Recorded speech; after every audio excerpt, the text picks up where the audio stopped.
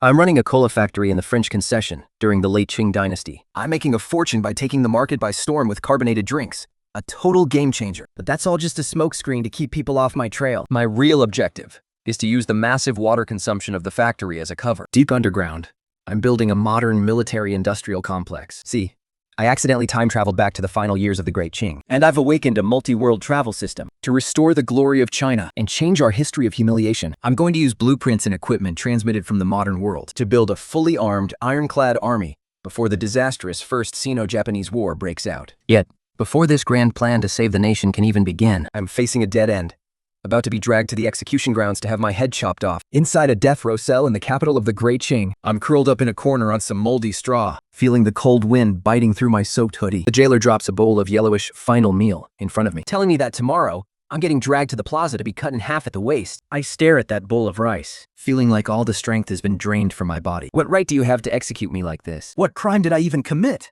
The jailer lets out a cold sneer. Orders from above. You're a suspicious outsider. You have no cue. You're wearing this weird, unidentifiable garb, and you can't even tell us who you really are. If you're not a rebel insurgent, You must be a spy for the foreigners. you survived all that torture without confessing. So this blade is the only reward you're getting? that bowl actually has a bit of meat in it. Don't waste it. The jailer kicks the bars of the cell and walks away. I stare blankly at that piece of mantu, feeling utterly hopeless. Just the night before, I was pulling overtime in my office back in the year 2036. After a sudden, intense wave of dizziness, I woke up in the 11th lunar month of the 43rd year of the Great Qing. Next year is the year of the dragon, The year of that naval war. the bound fleet will be completely wiped out, And our national destiny will collapse. 200 million taels of silver in reparations will become the fuel that launches the industrial rise of the foreign powers. I can't let that happen. I grab a handful of straw from the ground with all my might, a fire burning within my heart. Even if I have to die, I've got to leave some mark of change behind. I wanted to go to the front lines and warn the generals about the gaps in our defenses. I wanted to overthrow this rotten, corrupt dynasty. But reality just slapped me right in the face. I landed smack dab in the middle of the imperial capital. My modern hoodie and short hair were seen as symbols of treason. The authorities decided I wasn't an overseas Chinese, nor was I a foreigner. I became a coon rebel, something even more dangerous than the foreigners. How ironic. I let out a bitter, self-deprecating laugh. I spent my life writing code in the 21st century, pushing myself to the brink, Only to end up here, where I can't even keep my own life. Hello, host. Dimensional crossing successful. A space-time anchor point has been established. The voice echoed directly in my mind.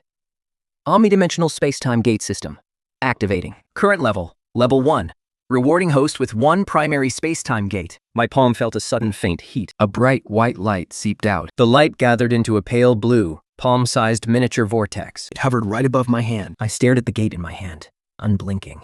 On the other side of that gate, I could vaguely see a glimpse of the other world. I cautiously reached out a finger, probing into the vortex. The faint, tingling sensation, carrying a strange warmth, Coursed through my blood. I could vaguely see smooth concrete and the glow of streetlights. That was life in the 21st century. My breathing quickened. I grabbed both sides of the vortex and pulled with all my might. The vortex didn't budge, stuck at a fixed limit of 10 centimeters in diameter. I froze.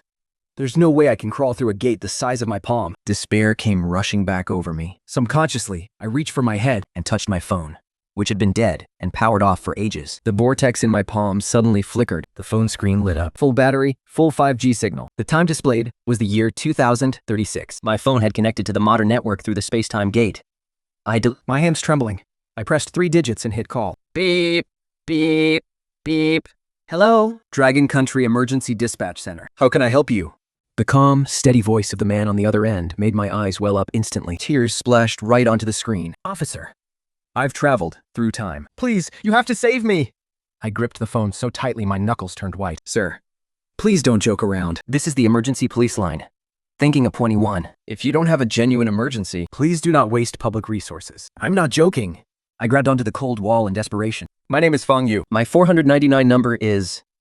I work at a company called New King Tech. I was pulling an all-nighter at the office and just dozed off for a second. When I woke up, I was in a death row cell from a past dynasty. I'm currently in the 43rd year of the Great Qing Dynasty. Tomorrow at noon, they're going to cut me in half at the waist. I really have traveled through time. Please, you have to believe me. The veteran officer Lao Liu frowned deeply. His computer showed the location as a piece of abandoned wasteland in the East District of Imperial City. Mr. Fang, I've checked your signal, and your location is currently at the number 3 wasteland in the East District of Imperial City. It's not some dungeon from a past dynasty. Making malicious calls to the police is illegal and can result in administrative detention. If you are actually in trouble, please tell me the truth. Don't go making up plots from time travel novels. If there's nothing else, I'm hanging up. My heart sank to rock bottom. How could anyone possibly believe? I've been robbed.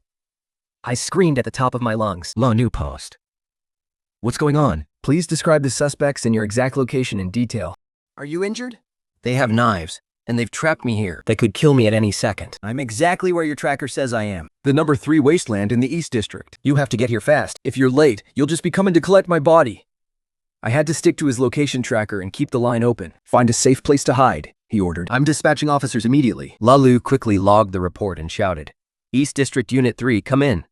Unit 3, please respond. Unit 3 receiving, go ahead. There's a robbery in progress at the number 3 wasteland. The caller is in a state of high agitation. They claim their life is under threat. The location has been sent to the vehicle terminal. Please proceed immediately to verify. Unit 3, copy. We're on our way. The police cruiser drives into a muddy, desolate wasteland. 2 officers step out, high-intensity flashlights in hand, to search the area. Command Center, Unit 3 has arrived at the designated coordinates. The situation on the ground is unclear. We are currently conducting a search. Old Lai, leading the team, sweeps the area with his flashlight. All around them are nothing but broken bricks, rubble, and weeds. All units, stay alert. Spread out in a fan formation. After searching for 10 minutes, the entire area is clearly visible. Command Center, Unit 3 reporting.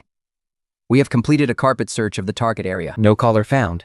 No sign of any suspects either. Preliminary assessment. This is either a prank call or a GPS tracking error. Inside the command center, Old Lou stares intently at the red dot on the screen. The positioning system is working perfectly. The coordinates haven't shifted at all. The dispatcher is still on the line with the caller. They can hear strange wind and the sound of chains clanking in the background. Please, double-check the area thoroughly. Old Lie, science, thinking it's probably just some drunk rich kid looking for a thrill in the middle of the night. He turns to walk back toward the police cruiser. But out of the corner of his eye, he catches a glimpse of a faint, pale blue light hovering in midair. It appears from behind a pile of broken bricks. Old Lee reaches back and signals his partner, Xiaowang, to hold his position. Watch that brick pile, front left. He shines the high beam flashlight directly at it. Hovering above the brick pile is a semi-transparent vortex. It's emitting a faint blue glow. Old Lee slowly approaches and clicks off his flashlight. Through the rippling, water-like barrier, he sees a damp wall made of moss-covered gray bricks, rusted iron chains, and a young man in tattered clothes, his face smeared with blood, gripping a phone with a lit screen. He is speaking into the phone, his voice filled with terror and desperation. Old Lee's flashlight slips from his hand and hits the ground. He stares fixatedly at the blue light in the air, staring into the dark, gloomy cell, and right at me. Old Lee hits the intercom to the command center. This is Unit 3, at the wasteland coordinates. I've found a connection. The location isn't off target. I saw him. But he wasn't on the wasteland. Or rather, he was inside a glowing hole on the wastelands. Inside it was an ancient brain. I could see the royal clan from a past dynasty. What he said might actually be true. Just then, I heard a sound coming from inside the door. Through the vortex, I saw modern police officers and flashing police cars. Officer, help! I pressed my face against the blue brick. Tears streams down my face. You're finally here. Inside the command center, Officer Liu watched the real-time feed and reacted instantly. 3 vehicles. Lock down the scene. No one is allowed near that anomaly. Keep the video recording going. He switched communication channels. Fanyu, listen to me. Don't hang up the phone. Stay calm. This is Ji Jingwan from the Imperial City 110 Command Center. You are temporarily safe now. Rest assured, the state apparatus has already begun to move. We will definitely save you. Okay, I won't hang up. I gripped my phone so tightly my knuckles turned white. Officer View picked up the red direct line phone on his desk. He pressed the button. 20 minutes later, the wasteland was completely sealed off. Armored vehicles and special forces surrounded the place, tighter than a drum. Chu Yanghua, the head of the National Security Bureau, strode up to the vortex. He took the communicator. Fanyu, hello. I am Chu Yanghua, head of the National Security Bureau. Now, recount every single detail before and after your crossing, word for word. Be careful. Don't leave anything out. A huge weight lifted off my chest. I'd explained the entire ordeal of the crossing and the system in detail. Physicists from the Academy of Sciences rushed into the scene with their equipment. Soon, 2 reports were delivered to Zhu Gong's hands.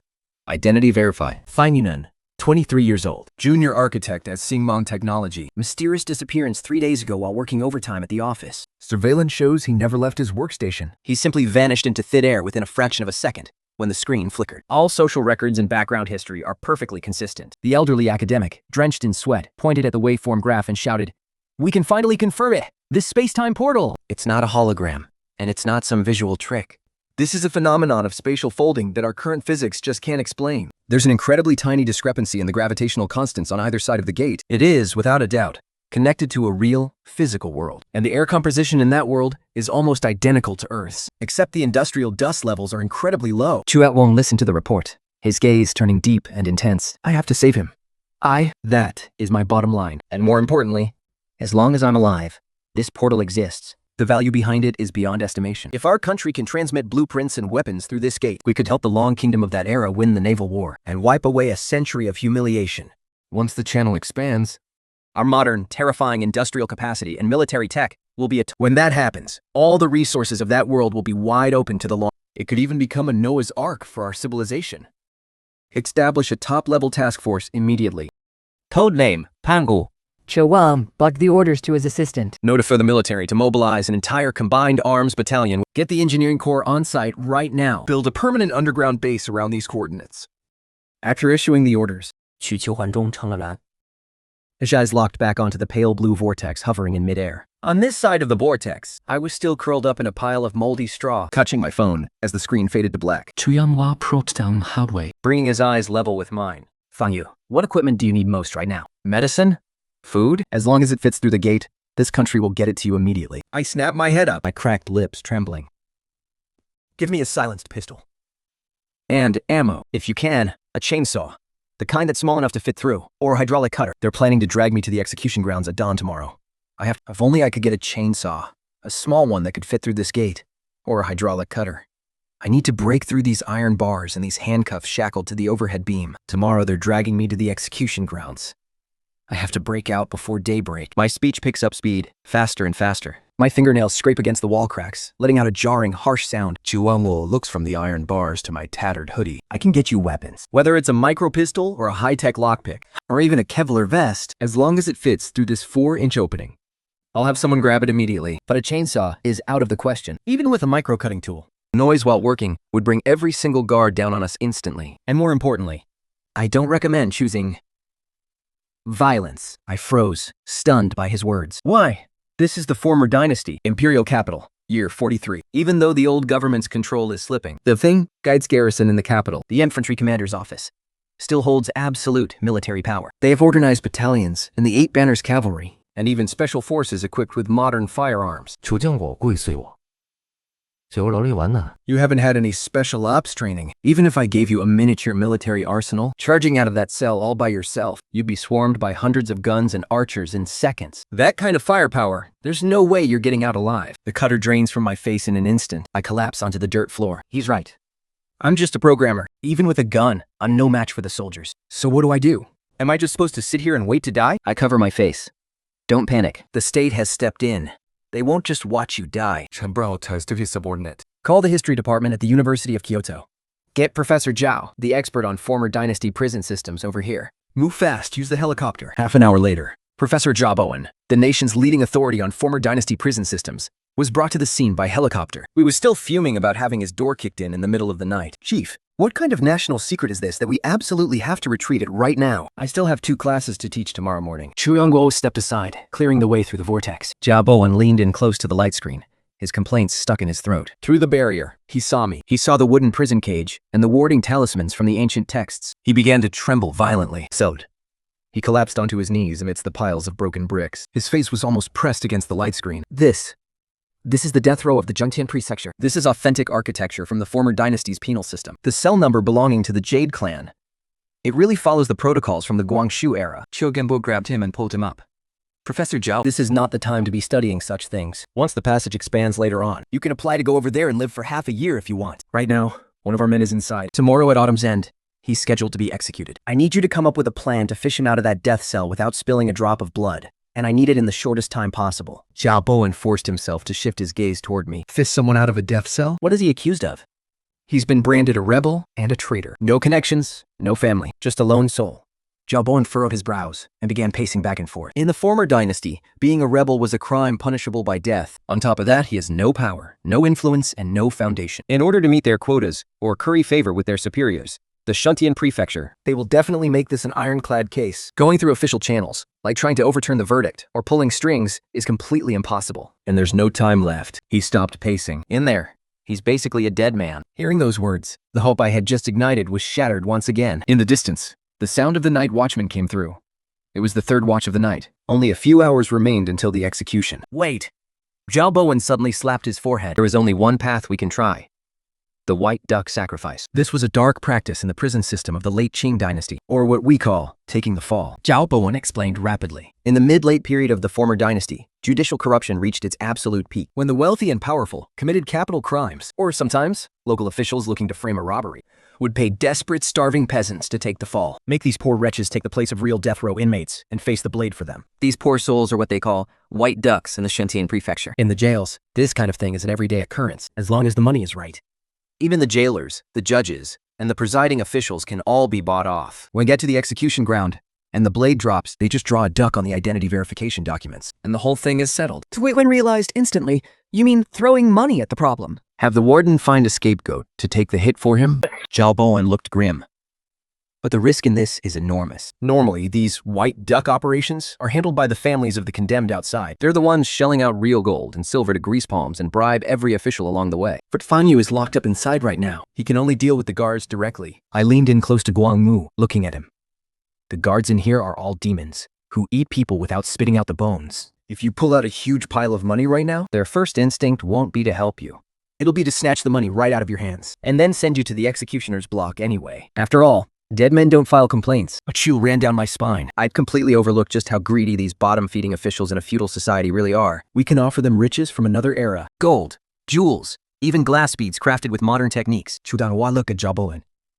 The question is, how do we guarantee that the guard will actually do his job after taking the money? There is no guarantee. It's a gamble. It all depends on whether his greed or his cowardice wins out. If he craves more wealth in the long run, He might risk running the operation. But if he only cares about quick cash right now, the first bribe Fan Yu offers will be his death warrant. to turn to look at Guang Mu. Sang Yu isn't here. I scrambled up from the floor, pressing my face against the bars, ready. Chukwuembu pulled the gold bars from the bag the special ops team handed him. Let's place our bets. When that guard comes back around, use this piece of gold to knock on the door. We'll tell you exactly what to say. Remember, your life is in your own hands now. Or rather, on your own tongue. I took the heavy gold from Chugang, my mind racing as I felt the weight of it in my hand. Sir, do you have any taser-like weapons here? Chuba frowned slightly. A gun that shoots electricity? You're talking about a taser. I swallowed hard, my throat dry. If you've got one, could you pass it over? And I need a high-intensity micro flashlight too. Oh, and could you throw in a few pairs of frames for vision correction? What on earth do you need all that for? No time to explain. Just give me the stuff first. I've got a massive plan for them. I kept my eyes glued to the prison corridor. Faint footsteps echoed from the end of the hall. Okay. Hang on, I'll get you the taser in a second. The taser, the high-intensity flashlight, and the frames were shoved through the gap. What are you planning to do with these? Chiangguo lowered his voice, watching me hide the taser. I gripped the flashlight tightly. Instead of leaving my fate in someone else's hands, I'd rather take a shot at it myself. Chuyango's face changed instantly. He pressed his hands against the edge of the screen, panicked. Don't be reckless, Sang Yu. I ignored him. I stood up abruptly and walked over to the wooden bars. I pulled out the gold bars. With all my might, I hurled it straight through the gap. The gold bars flew across the corridor And landed perfectly inside the empty cell opposite mine. Are you insane? Professor Zhao Bowen's eyes nearly popped out of his head. I didn't even look across the way. I turned, grabbed the wooden bars, and started shaking them like a maniac. I screamed my lungs out at the top of my voice. On the other side of the partition, Chiyongo and Zhao Bowen were completely baffled by my irrational behavior. They held their breath, staring intensely into the corridor. The footsteps in the hall suddenly accelerated. the prison guard came storming over, wielding his baton. He looked absolutely vicious. Making a racket at this hour? What the hell is wrong with you? He raised his baton and swung it down hard toward my fingers. I didn't dodge. My right hand shot out like a lightning bolt. I slammed the strobe switch on the high-intensity flashlight. In the pitch-black darkness of 1893, that 12,000 lumen light exploded like a miniature sun. The guard let out a blood-curdling scream. His baton clattered to the floor. He clutched his eyes and slammed heavily into the wall. My eyes. He's writhing on the ground in agony. What kind of devilry are you using, you son of a Bistar? Just wait until my eyes recover, and you'll see if I don't finish you off. Eyes recover. And see if I don't finish you off, huh? I switch off the flashlight and shove it into my pocket. I stand with my hands behind my back. My spine held straight. Hold your horses. I clear my throat. My voice takes on a deliberately hollow, Majestic tone. The prison ancestor, thinking he's been struck by divine retribution, Stays on the ground, terrified to even open his eyes. I look down at him. I am, in fact, an immortal, Sent down from the heavens to undergo a trial. The prison ancestor freezes, his body rigid. Seeing that you provided me with a meal today, I say with slow, calculated precision, I have come to bestow a stroke of fortune upon you. 5 minutes pass. The prison ancestor's strength slowly returns. He looks at me, trembling in fear. But he's a seasoned schemer, used to playing God and acting like a ghost. he spits a mouthful of blood and phlegm. Gathering his courage, If you really were an immortal, how could you have been captured by the bailiffs of the Shunting Prefecture And locked up in this death row cell waiting to be executed? He picks up a wooden staff and points it at me. If you're really an immortal, you D times D, He bangs on the wooden bars. then prove it to me. I offer a contemptuous smile. Fine, I nod, with a haughty gaze.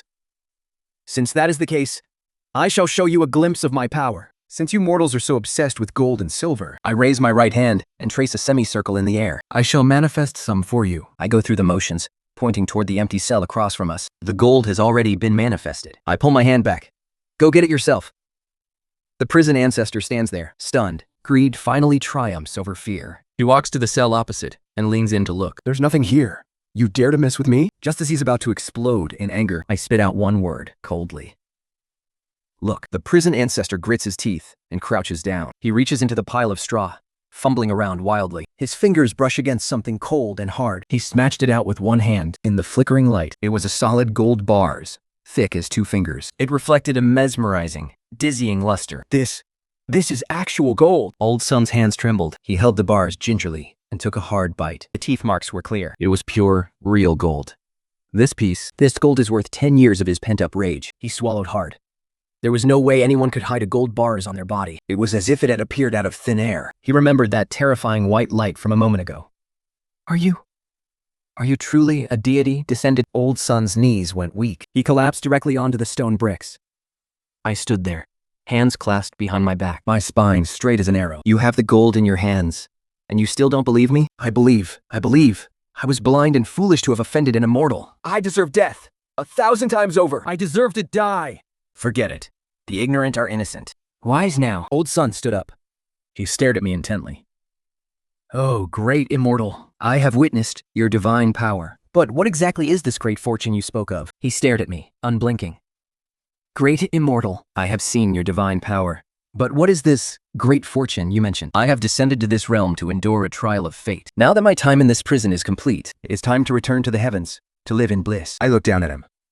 You will set me free. Once I have ascended and returned to my rightful place, I shall ensure you live a long, healthy life. And that you are blessed with many children and endless prosperity. Old Son's face turned deathly pale. He bowed repeatedly.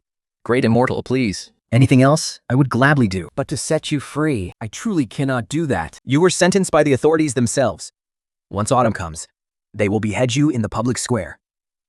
I'm just a small pawn. If I let you go on the sly, it wouldn't just be my head on the chopping block. My whole family, including my wife and kids, would lose their heads if I did that. Besides, since you're a divine being, Can't you just perform some kind of spell? Whoosh, fly up into the sky? Wouldn't that solve everything? insolent fool.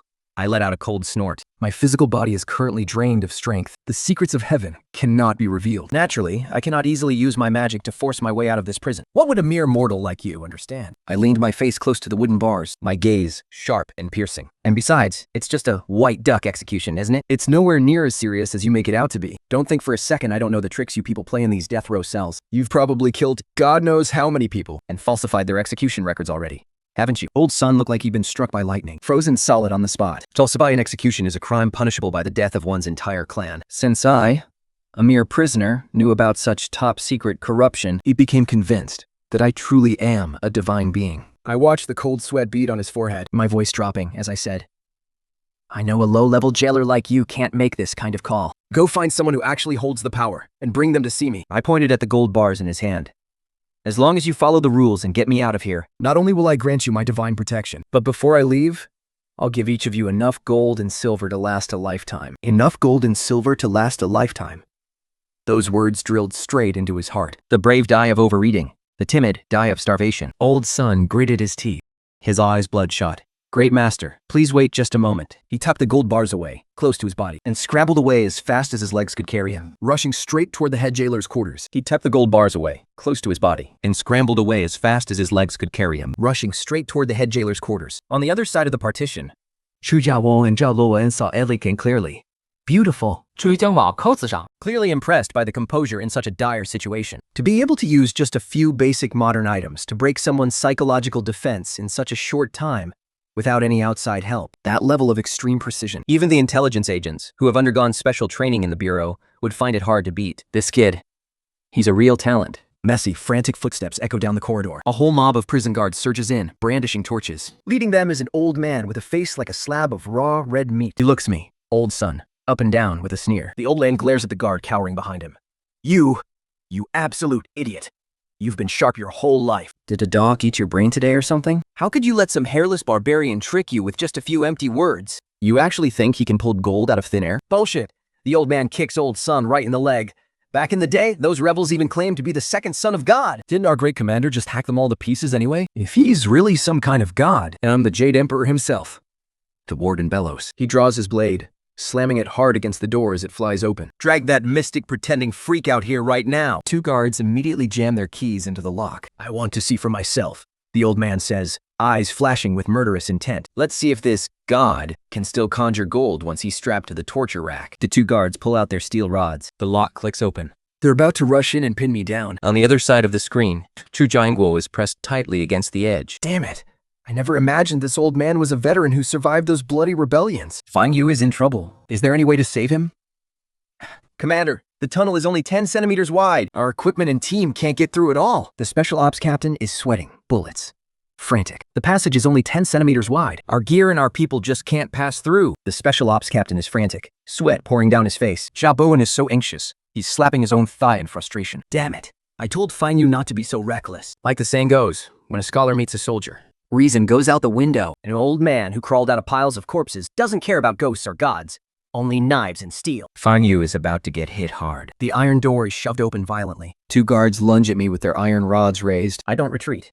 So, There isn't a hint of fear on my face. I whip my hoodie sleeve up in a flash. My right hand snakes out, thumb slamming down on the strobe button of the high-intensity tactical flashlight. invincible forces, assemble and march forward. A 12,000 lumen beam of light explodes into the room. The high-frequency strobe makes the very air seem to distort. The 2 prison guards shrieked and dropped their iron rulers. They clutched their eyes, writhing in agony. I quickly retracted my flashlight. My hands blurred, weaving a few Taoist incantations, and the bite marks on the corridor walls. They were all terrified. Everyone backed away. Old Sun hid in the very back, his legs shaking uncontrollably. Oh, for heaven's sake. I wasn't lying, was I? This is a living immortal who descended from the heavens to undergo a trial. He's performing divine magic. Why aren't you kneeling yet? Do you really want to be struck by lightning? A few guilty-looking young guards. Their knees buckled and they went straight down. Kneeling on the ground, Chu Jianguo relaxed slightly.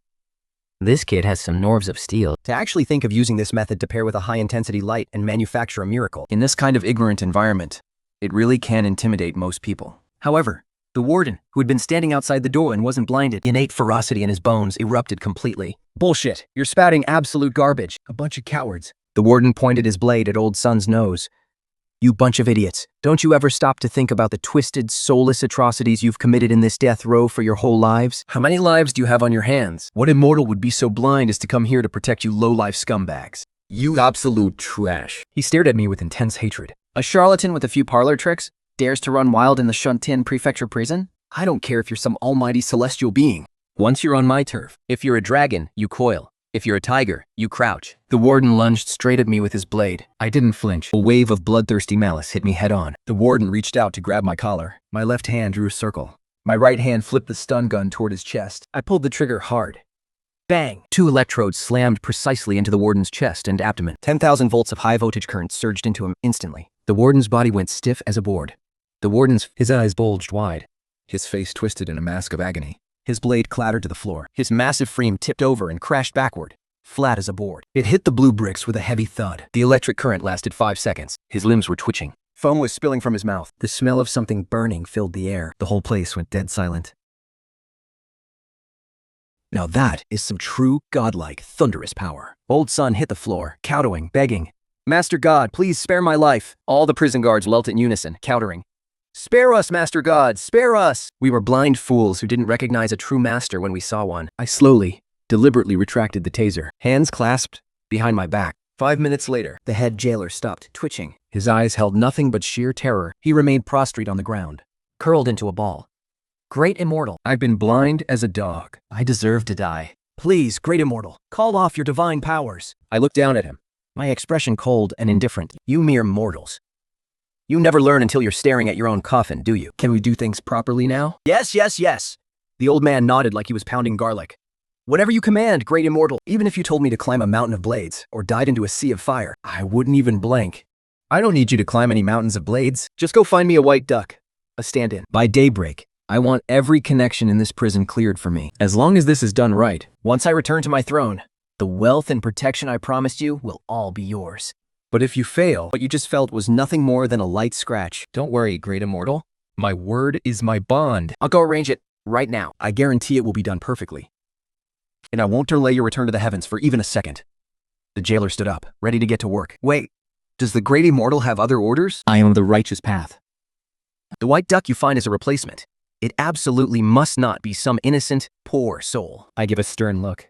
I have to track down those truly wicked villains. A death row prisoner, with blood on his hands, is coming to take the fall. Just dragging some innocent person in to die in their place. And you want me to shoulder such wicked karma? Even if I were to return to the heavens, I would surely call down divine thunder to shatter all of you. The prison warden bowed even lower. Oh, wise immortal, you are truly benevolent. I understand. I'll go die right now. Cat got that notorious highwayman from the solitary cell who killed people and plundered their homes. That guy is a bottomless pit of sin. It was his life to pay for it anyway. Using him as a scapegoat is absolutely clean. The old man turned around and roared. Are you all deaf? Get up and get moving already. The guards scrambled and tripped over themselves, rushing through the corridors. The prison cell fell silent once again. Once I was certain they were far away, the stiff, upright posture I was forcing myself to maintain suddenly collapsed. I slumped limply onto the pile of straw. Cold sweat soaked through my hoodie in an instant. My hands wouldn't stop shaking. Those last few minutes drained every ounce of courage I possessed in my entire life. If the warden had been just a second faster, I would have been a dead man. If the warden had been just a second faster, I would have been a dead man. On the other side of the light, Chi Jaigua let out a long sigh of relief. Xiaobon slumped against the crumbling wall. This young man is incredibly lucky. But man, he played that part perfectly. Just as I was trying to calm my racing heart, a mechanicus synthetic voice rang out in my mind. Host detected. First death-defying event successfully completed. World crossing system clearance upgraded. Reward, beginner spacetime portal physical radius expanded by 10 centimeters. I snapped my eyes open to stare at the vortex. Accompanied by a low hum, the microportal flickered with blue light as ripples at the edge rapidly expanded outward, forcing the space to stretch open, bit by bit. On the other side of the light, Xiaobon suddenly stopped wiping his glasses. He shoved them back onto the bridge of his nose, staring intensely at the swirling vortex in midair. 转着去。闸榜是矿地塔储件供上。 Something isn't right with this thing. Look! Chu Jinggu immediately lunged forward and crouched down. What was once only big enough to fit a mouse, the 10-centimeter channel edge had clearly expanded outward by a wide margin. The light grew even more blinding. I could see the diameter expanding to 20 centimeters with the naked eye. Chu Wangua stared at me as I gasped for air through the light. Yu, what happened? This portal. It's gotten bigger. I lie on the moldy haystack, steadying my breathing. The mechanical notification chime echoes in my mind. The vortex in the center of the cell has also grown a size larger. I push myself off the ground and slowly sit up. It seems this portal of mine, it can actually grow. Qiubo and Jiaboan both hold their breath at the same time. The physicists behind them also stop what they are doing and stare at the light. As long as I do certain things right, or perhaps achieve specific objectives, like that near-death situation just now, the system marks the mission as complete, and the gate gets even bigger. The night wind across the wasteland seems to freeze. An incredibly brilliant light erupts in Qiguo's eyes. Xiaoboan is so excited, he keeps slapping his thigh. Doesn't this mean...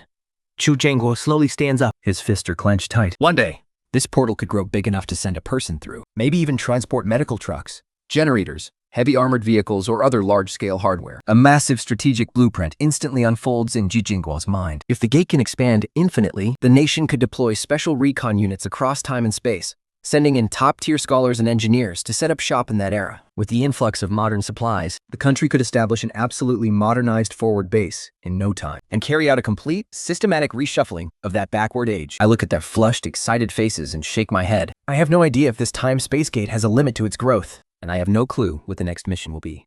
But at the very least, it's a good start. Zhou Yingbo snaps back to reality immediately. He nods firmly at me. Now is not the time to be thinking about long-term plans. You're still in death row.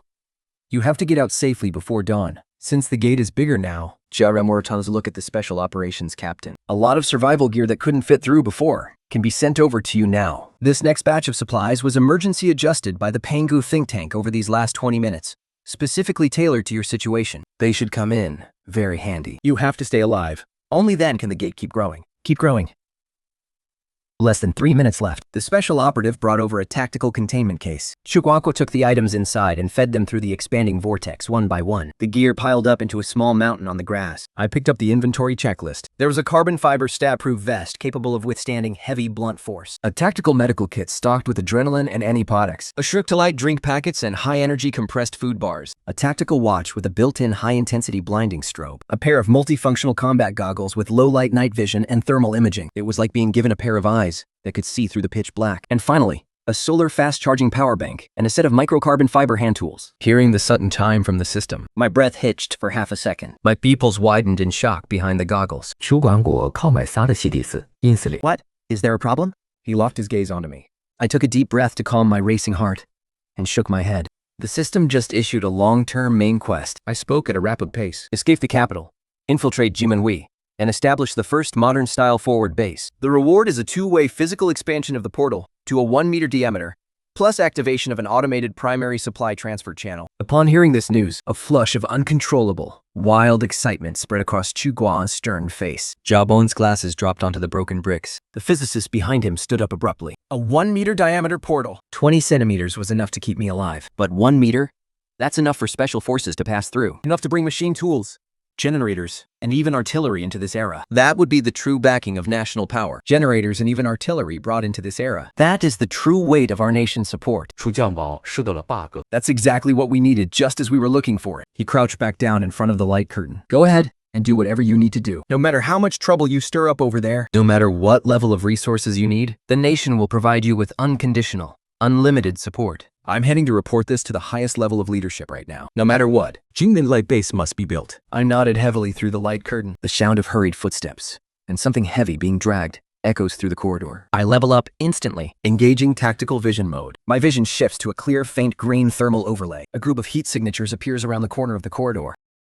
In the lead is that old man, back again. Behind him, 2 Jade clansmen are dragging a body, shackled in heavy chains. His vitals are extremely weak. Lord Immortal. While still some distance away, the old man drops to his knees with a thud. He holds the key up with both hands, not daring to look up. Baya follows suit, kneeling and tossing the prisoner onto the ground. I scan him through my thermal night vision filter. The man's body is covered in lash marks. Iron wires are pierced straight through his shoulder blades. His back is caked in dried blood. Who was this? My voice is cold and commanding. Answering the Lord Immortal, the old man shakes his head, still not daring to lift his gaze. This man is known as Chong Muzzy. He's a cold-blooded cutthroat and a notorious outlaw. Last month, in the Tongzhou region, he wiped out an entire family of 7. He didn't even spare a newborn baby only a month old. The magistrate of the Shuntian Price Sector sentenced him to death by lingering execution. He was meant to be slow sliced to death in just a few days. Bringing him here to take your place for the waistcut execution. He's absolutely the perfect candidate. I zoom in the focus of my lens. I can see a ferocious, man-eating glare still burning in the prisoner's eyes. Not a hint of regret. He is indeed a man who deserves to die, without a shred of remorse. He truly deserves to die. They Open the door. I retract my gaze. The jailer trembles as he picks the lock, stepping aside to let me pass. I've taken care of everything.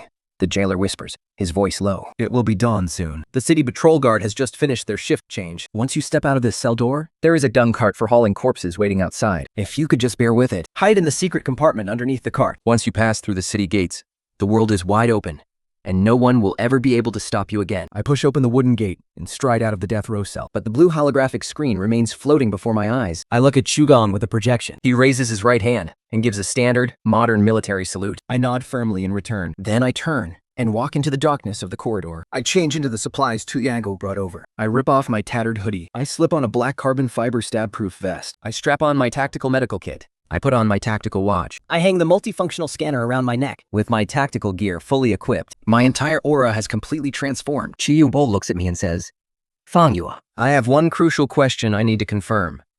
Can this portal of yours be opened anywhere you want? Or is it fixed strictly to this prison cell? I close my eyes. The portal shimmers and vanishes, then reappears 3 seconds later to my rear right. It moved 2 meters away. Looks like the system isn't that rigid. I reach out and touch the edge of the portal. Chiangwo lets out a long sigh of relief. The physicists in the room relax as well. If the portal can move with the host, it means the nation can provide support anytime, anywhere. Where do you plan to go once you're out? I freeze. I haven't thought that far ahead. All I've been thinking about is getting out of this death row cell. Just keeping my head on my shoulders. I haven't had the time to consider the future. Chao Bowen walks quickly to the portal and points. That leads to Kyungchin.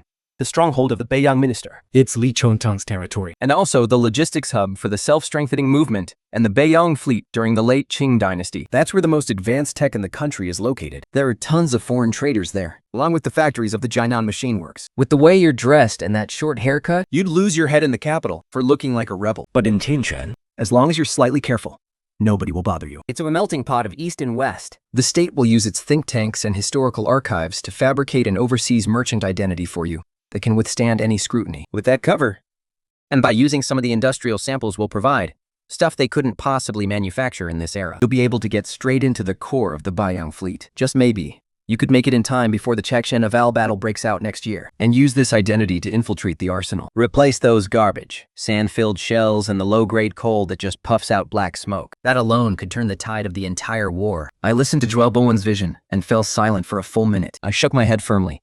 I will not collaborate with the old regime. Zhao Bowen froze, his excitement turning to confusion. Why? The old regime is rotten to the core. My voice turned cold. It's a shack so decayed, the foundation has already collapsed. Even if we handed them pure gold, silver, and the most advanced weaponry on a silver platter, those officials wouldn't have a single thought about how to win the war.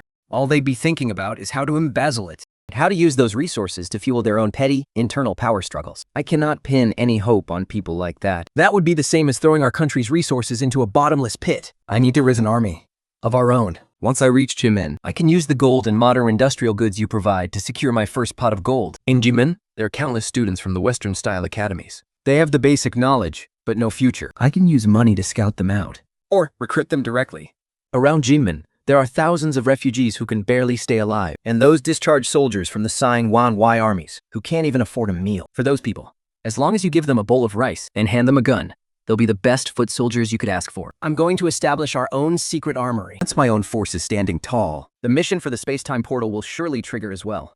The mission, by then, when the gate grows larger, And our nation's special forces and infrastructure engineering units can cross over. Never mind just Jimen. Thinking the entire region will be as easy as flipping my hand. a blinding golden light erupted in Chu Zhangguo's eyes. that is the only correct strategic choice. Use the iron fist of modern civilization to smash that era to pieces. The moment I clenched my fist, A mechanical synthetic voice rang out in my mind. Long-term main mission triggered. Rise of the North. Mission objective: escape the capital, infiltrate Jimen, and establish the first semi-modernized outpost. Mission reward: two-way physical expansion of the space-time portal to 1 meter in diameter. Access granted to primary automated material transfer channel. 2 hours later, outside the Zishimen Gate of Shutian Prefecture, I opened the secret trap door at the bottom of the sewage cart and crawled out from the stench. I greedily gulped down the fresh air. The old man and old son came jogging over, their faces streaked with tears. "Great Immortal," the old man said, handing me a bundle. "These travel permits and a few silver shards for bribes along the way. We've prepared everything for you. Well done. Well done." I took the bundle from him. Seeing that they weren't leaving, I instantly understood. They were waiting for a tip. Well done. I took the bundle from him. Seeing that they weren't leaving, I instantly understood. They were waiting for a tip. I fished out the gold leaves Chu Jagua had prepared. Take these. I tossed out 3 gold leaves. The 2 men scrambled into the grass like starving dogs after a scrap of meat. I tossed down 2 medicine boxes. These are miraculous elixirs from above. If you ever have a fever that won't break, or if a knife wound gets infected and starts to fester, think swallow 1 pill and you'll be cured. The 2 men scrambled to pick up the boxes and started kowtowing like mad. Thank you, Great Immortal! Your powers are truly boundless! May your fortune and lifespan equal the heavens. I turned and climbed into the carriage I'd hired.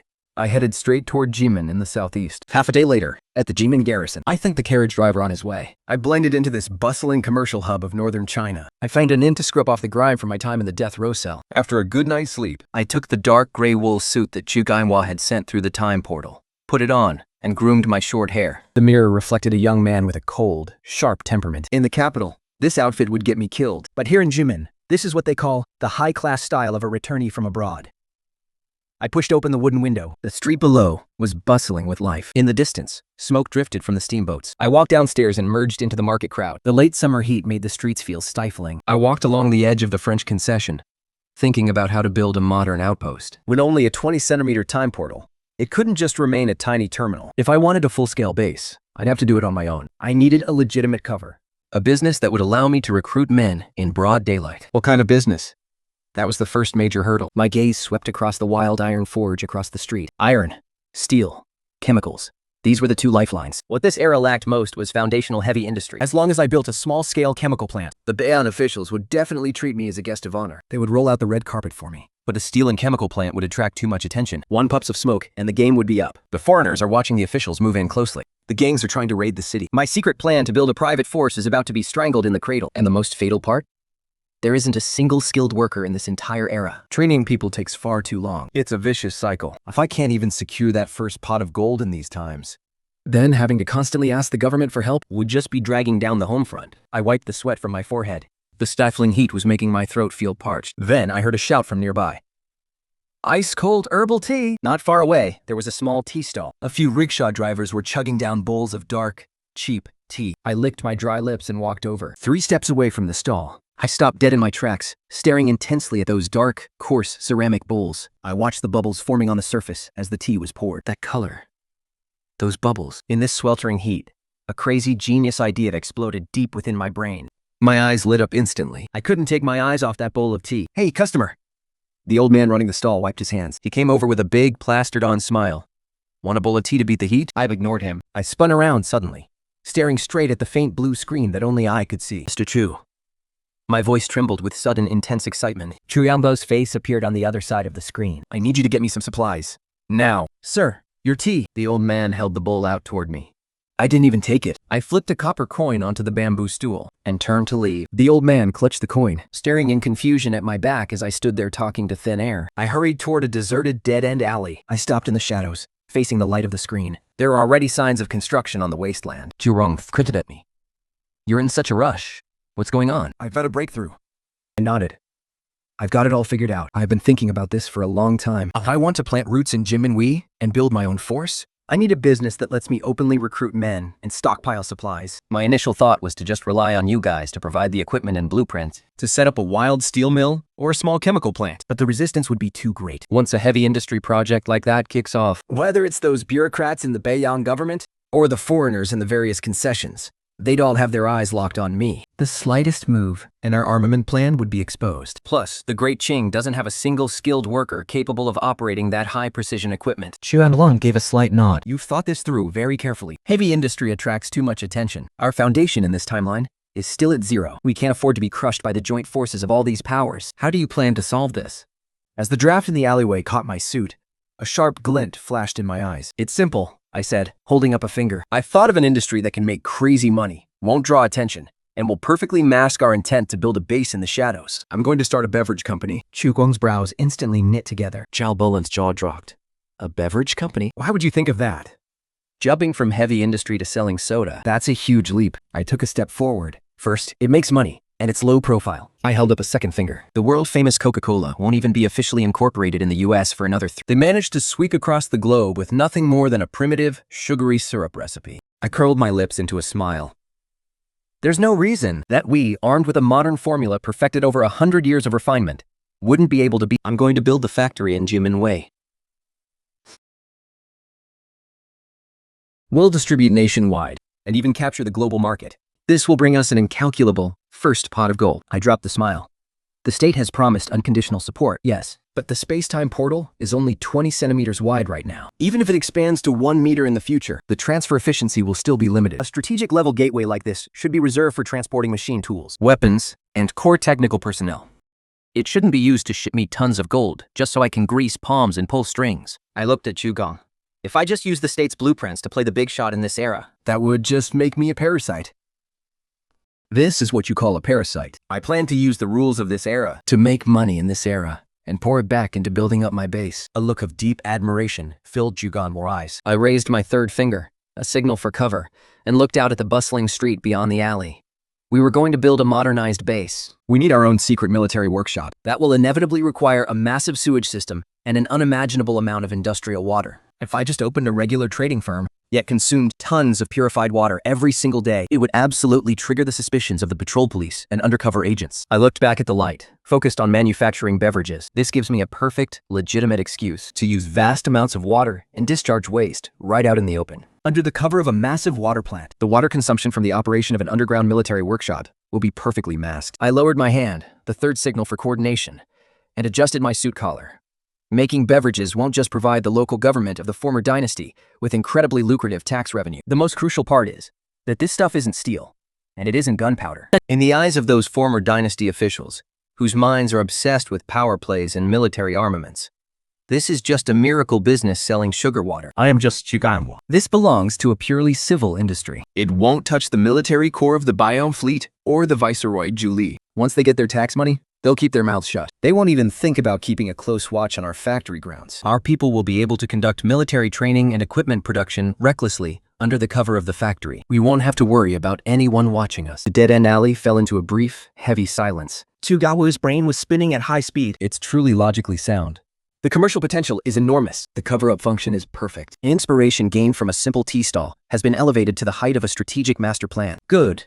Chu Jiangguo nodded heavily. From this moment on, the Twangde Task Force will fully support your beverage factory plan. He turned to look at the special operations personnel. Immediately contact the National Ministry of Light Industry and the top-tier food science laboratories. We need the optimal formulas for Coca-Cola and all kinds of modern carbonated beverages. Replace every component involving modern chemical purification with natural raw materials or simple substitutes that can be obtained in the late Great Era. I need a complete production process suitable for manual or semi-automated manufacturing at the end of the 19th century. He looked at my design drawings for the formula purification equipment and the startup capital you need to acquire the factory in Jingmen Wei. Will all be delivered to you through the space-time gate within 24 hours. I nodded.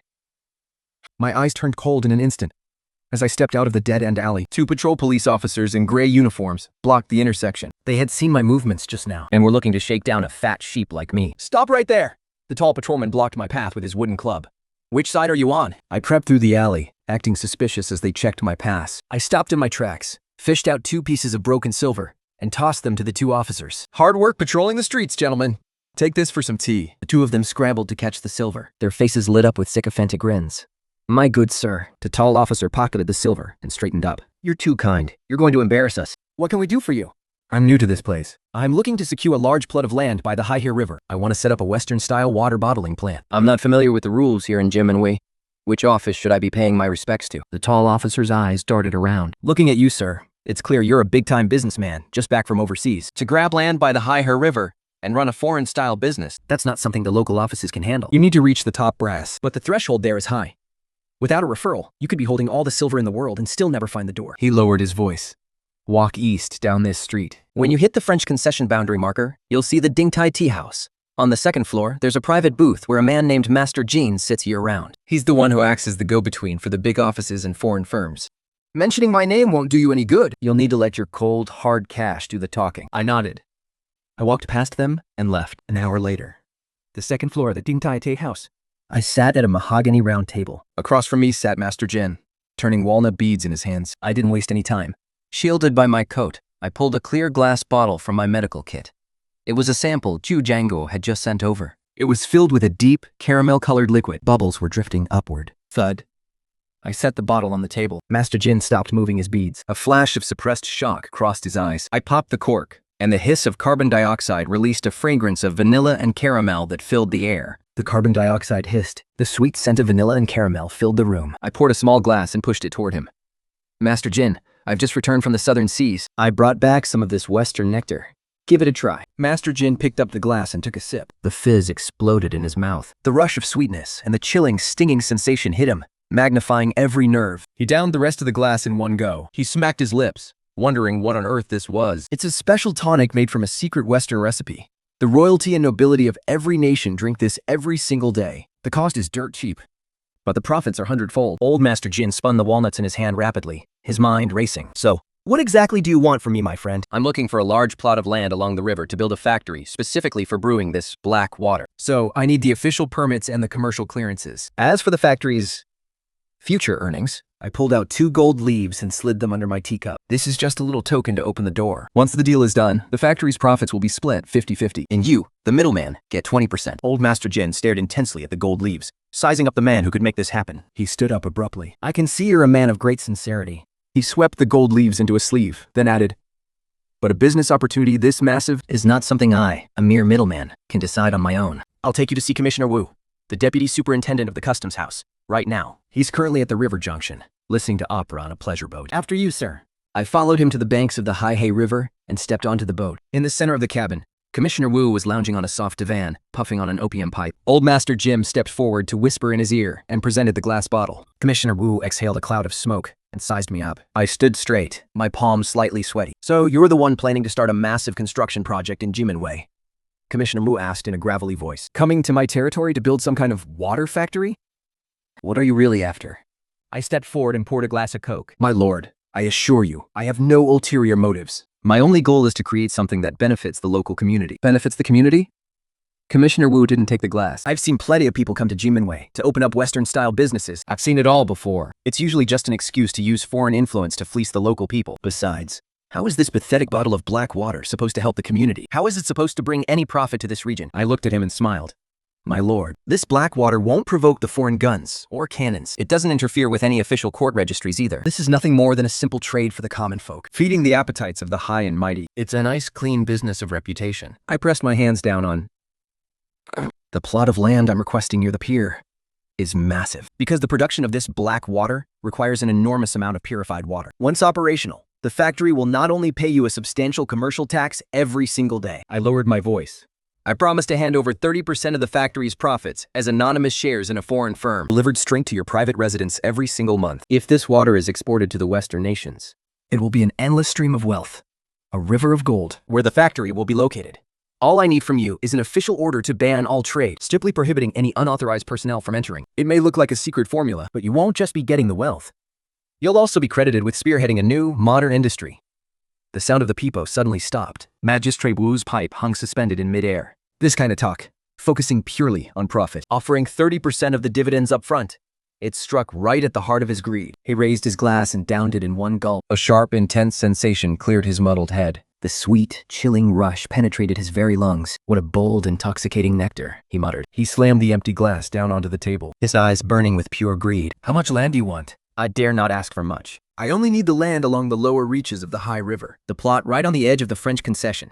I wouldn't dare ask for more. All I want is the stretch along the lower high river. That specific plot right up against the French concession. I watched Magistrate Wu.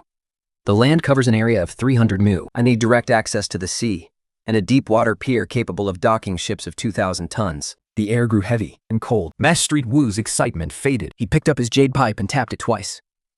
In the prime real estate of the Sencha River confluence, that was a massive, juicy piece of meat. You've got quite the appetite. Majestin Wu blew a ring of smoke. That 30% profit you mentioned, that's still nothing but a reflection of the moon in the water. The factory hasn't even laid a single brick yet. I have to withstand the pressure from the foreigners in the governor's office just to approve such a prime piece of land for you. And you want me to issue a special decree to keep everyone else out? Those 2 gold leaves of yours might be enough to open the door, sure, but you think that's enough to get 300 mu of land? Do you take the customs office and the governor's yamen for some local charity house? I knew that bureaucrat wouldn't just hand over a massive deal for nothing.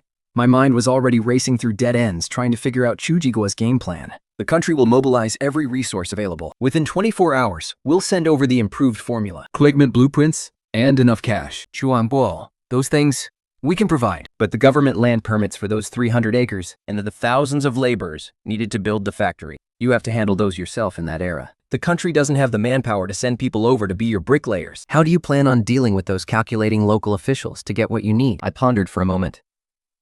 Mr. Wu, besides the money and the blueprints, Can you get me something else? What else do you need? a specific type of small blue diamond-shaped pill. I lowered my voice. No packaging needed. Just find a sealed container and throw a few inside. The faster, the better. Chu Gong's brows knit together in confusion. Yao Bone's glasses almost fell off. Why on earth do you need that? 去点不是的. You're a strong, healthy young man. It's not like you need that stuff yet, right? 顺情广司了. You're a strong, healthy young man. Surely you don't need that stuff yet. And at a critical time like this, don't you dare get corrupted by that filthy, backward, feudal decadence of the late Qing Dynasty. I waved my hand. Master Chu, where is your mind wandering? I'm not that kind of person. Rest assured, this isn't for my own use. Inside the reception room, Magistrate Wu fiddled with his opium pipe, refusing to look at me. A clear signal that the meeting was over. Master Jin sat there, saying absolutely nothing. I placed the black lacquer box next to his pipe. Magistrate, the factory dividends are just a trickle of water. They'll flow over time. But what's in this box? This is a proper welcoming gift from someone paying their respects. Magistrate Wu flicked open the latch. Resting on white cotton were 4 pure blue, diamond-shaped pills. What is this? A rare Western treasure from the southern seas. It's a secret. Peerless elixir from the emperor's own court. I looked at his sallow, pale complexion. Magistrate, you are busy with state affairs every single day. It's no wonder your energy and blood are depleted from all the stress. This medicine is designed to replenish the very foundations of your health. Take just one, and within the time it takes an incense stick to burn, you will feel like a withered tree in spring. Fully, my eyes swept across the young woman standing in the corner. Even the imperial physicians in the palace couldn't concoct a medicine with this kind of potency. Magistrate Wu's hand trembled violently, and his opium pipe clattered to the floor. For a regional official whose body had been ravaged by years of opium, the impact of this was worth far more than 3,000 taels of silver. He stared fixedly at the pill, wondering if it could really be that effective. His voice shook, and his entire body quivered. Li Ran's standing right here in the G-Men guard station. He says this pill is incredibly potent. Just half a tablet is enough for a single dose. If you don't believe me, sir, You can wash down half a tablet with some water right now. Li Ren is waiting just outside the painting studio. Once you realize this medicine is the real deal, sir, we can discuss that 300 mu plot of land. Magistrate Wu's Adam's apple bobbed as he glanced at Third Master Jin. Third Master Jin understood and withdrew. I followed him out to the deck. The wooden door clicked shut. Half an hour later, the door creaked open. A young woman in disarray stumbled out, her face flushed and tear-streaked. From inside, the sound of Magistrate Wu's manic, ecstatic laughter erupted. Someone! Invite this merchant Zhao inside! Bring this merchant Zhao in immediately. I walked back into the cabin. Magistrate Wu's beaming, clutching the medicine vial for dear life. His eyes had changed. This was good stuff. He slammed his hand on the table. I'm counting you as a brother from now on. He pulled out a blank official document and dipped his brush in ink. 350 mu of land along the lower reaches of the Haihei River, right outside the French concession. It's a deep-water dock site. His brush flew across the paper like a dragon in flight. I'm writing you an official decree. From this day forward, that 350 mu plot is officially your property. Without your express permission, no one enters the factory grounds. The military and the police are strictly forbidden from approaching the facility. Anyone who violates this, he tapped the paper heavily with his brush, leaving a dark, menacing blot. Will be charged with trespassing on commercial property and sabotaging foreign assets. These two documents, The land deed and the factory injunction. I finally had the legal standing and the protective shield I needed. He lowered his voice, his eyes burning with desire. How much more of this miracle drug do you have? I tucked the documents away safely. This medicine is incredibly difficult to refine. It consumes a vast amount of resources. But as long as this water plant can take root securely here in the G-Men territory, every first of the month, I, Li Ren, will personally come to pay you a visit and deliver the required amount. That's the most reliable deal we can make. The customs office and the military will become our most vicious guard dogs. They'll become the meanest, fiercest guard dogs. It's a deal. He laughed. I, the official, will send men to the governor's office immediately. You just check it, and we can break ground tomorrow. then thank you, Magistrate Wu. none of that Magistrate Wu business. Once it's done, just call me Brother Wu.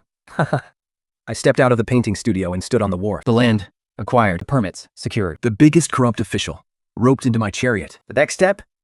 Finding Liu Ming and the elders. Yifang, still smelling of the fresh river mist. Third Master Jin retreated behind a stone pier to smoke. A light barrier flickered to life in front of me. Behind it was the Wu family laboratory. Chuangbo leaned his face close to the light barrier. It was lit. I nodded, pulling out the earth essence blade.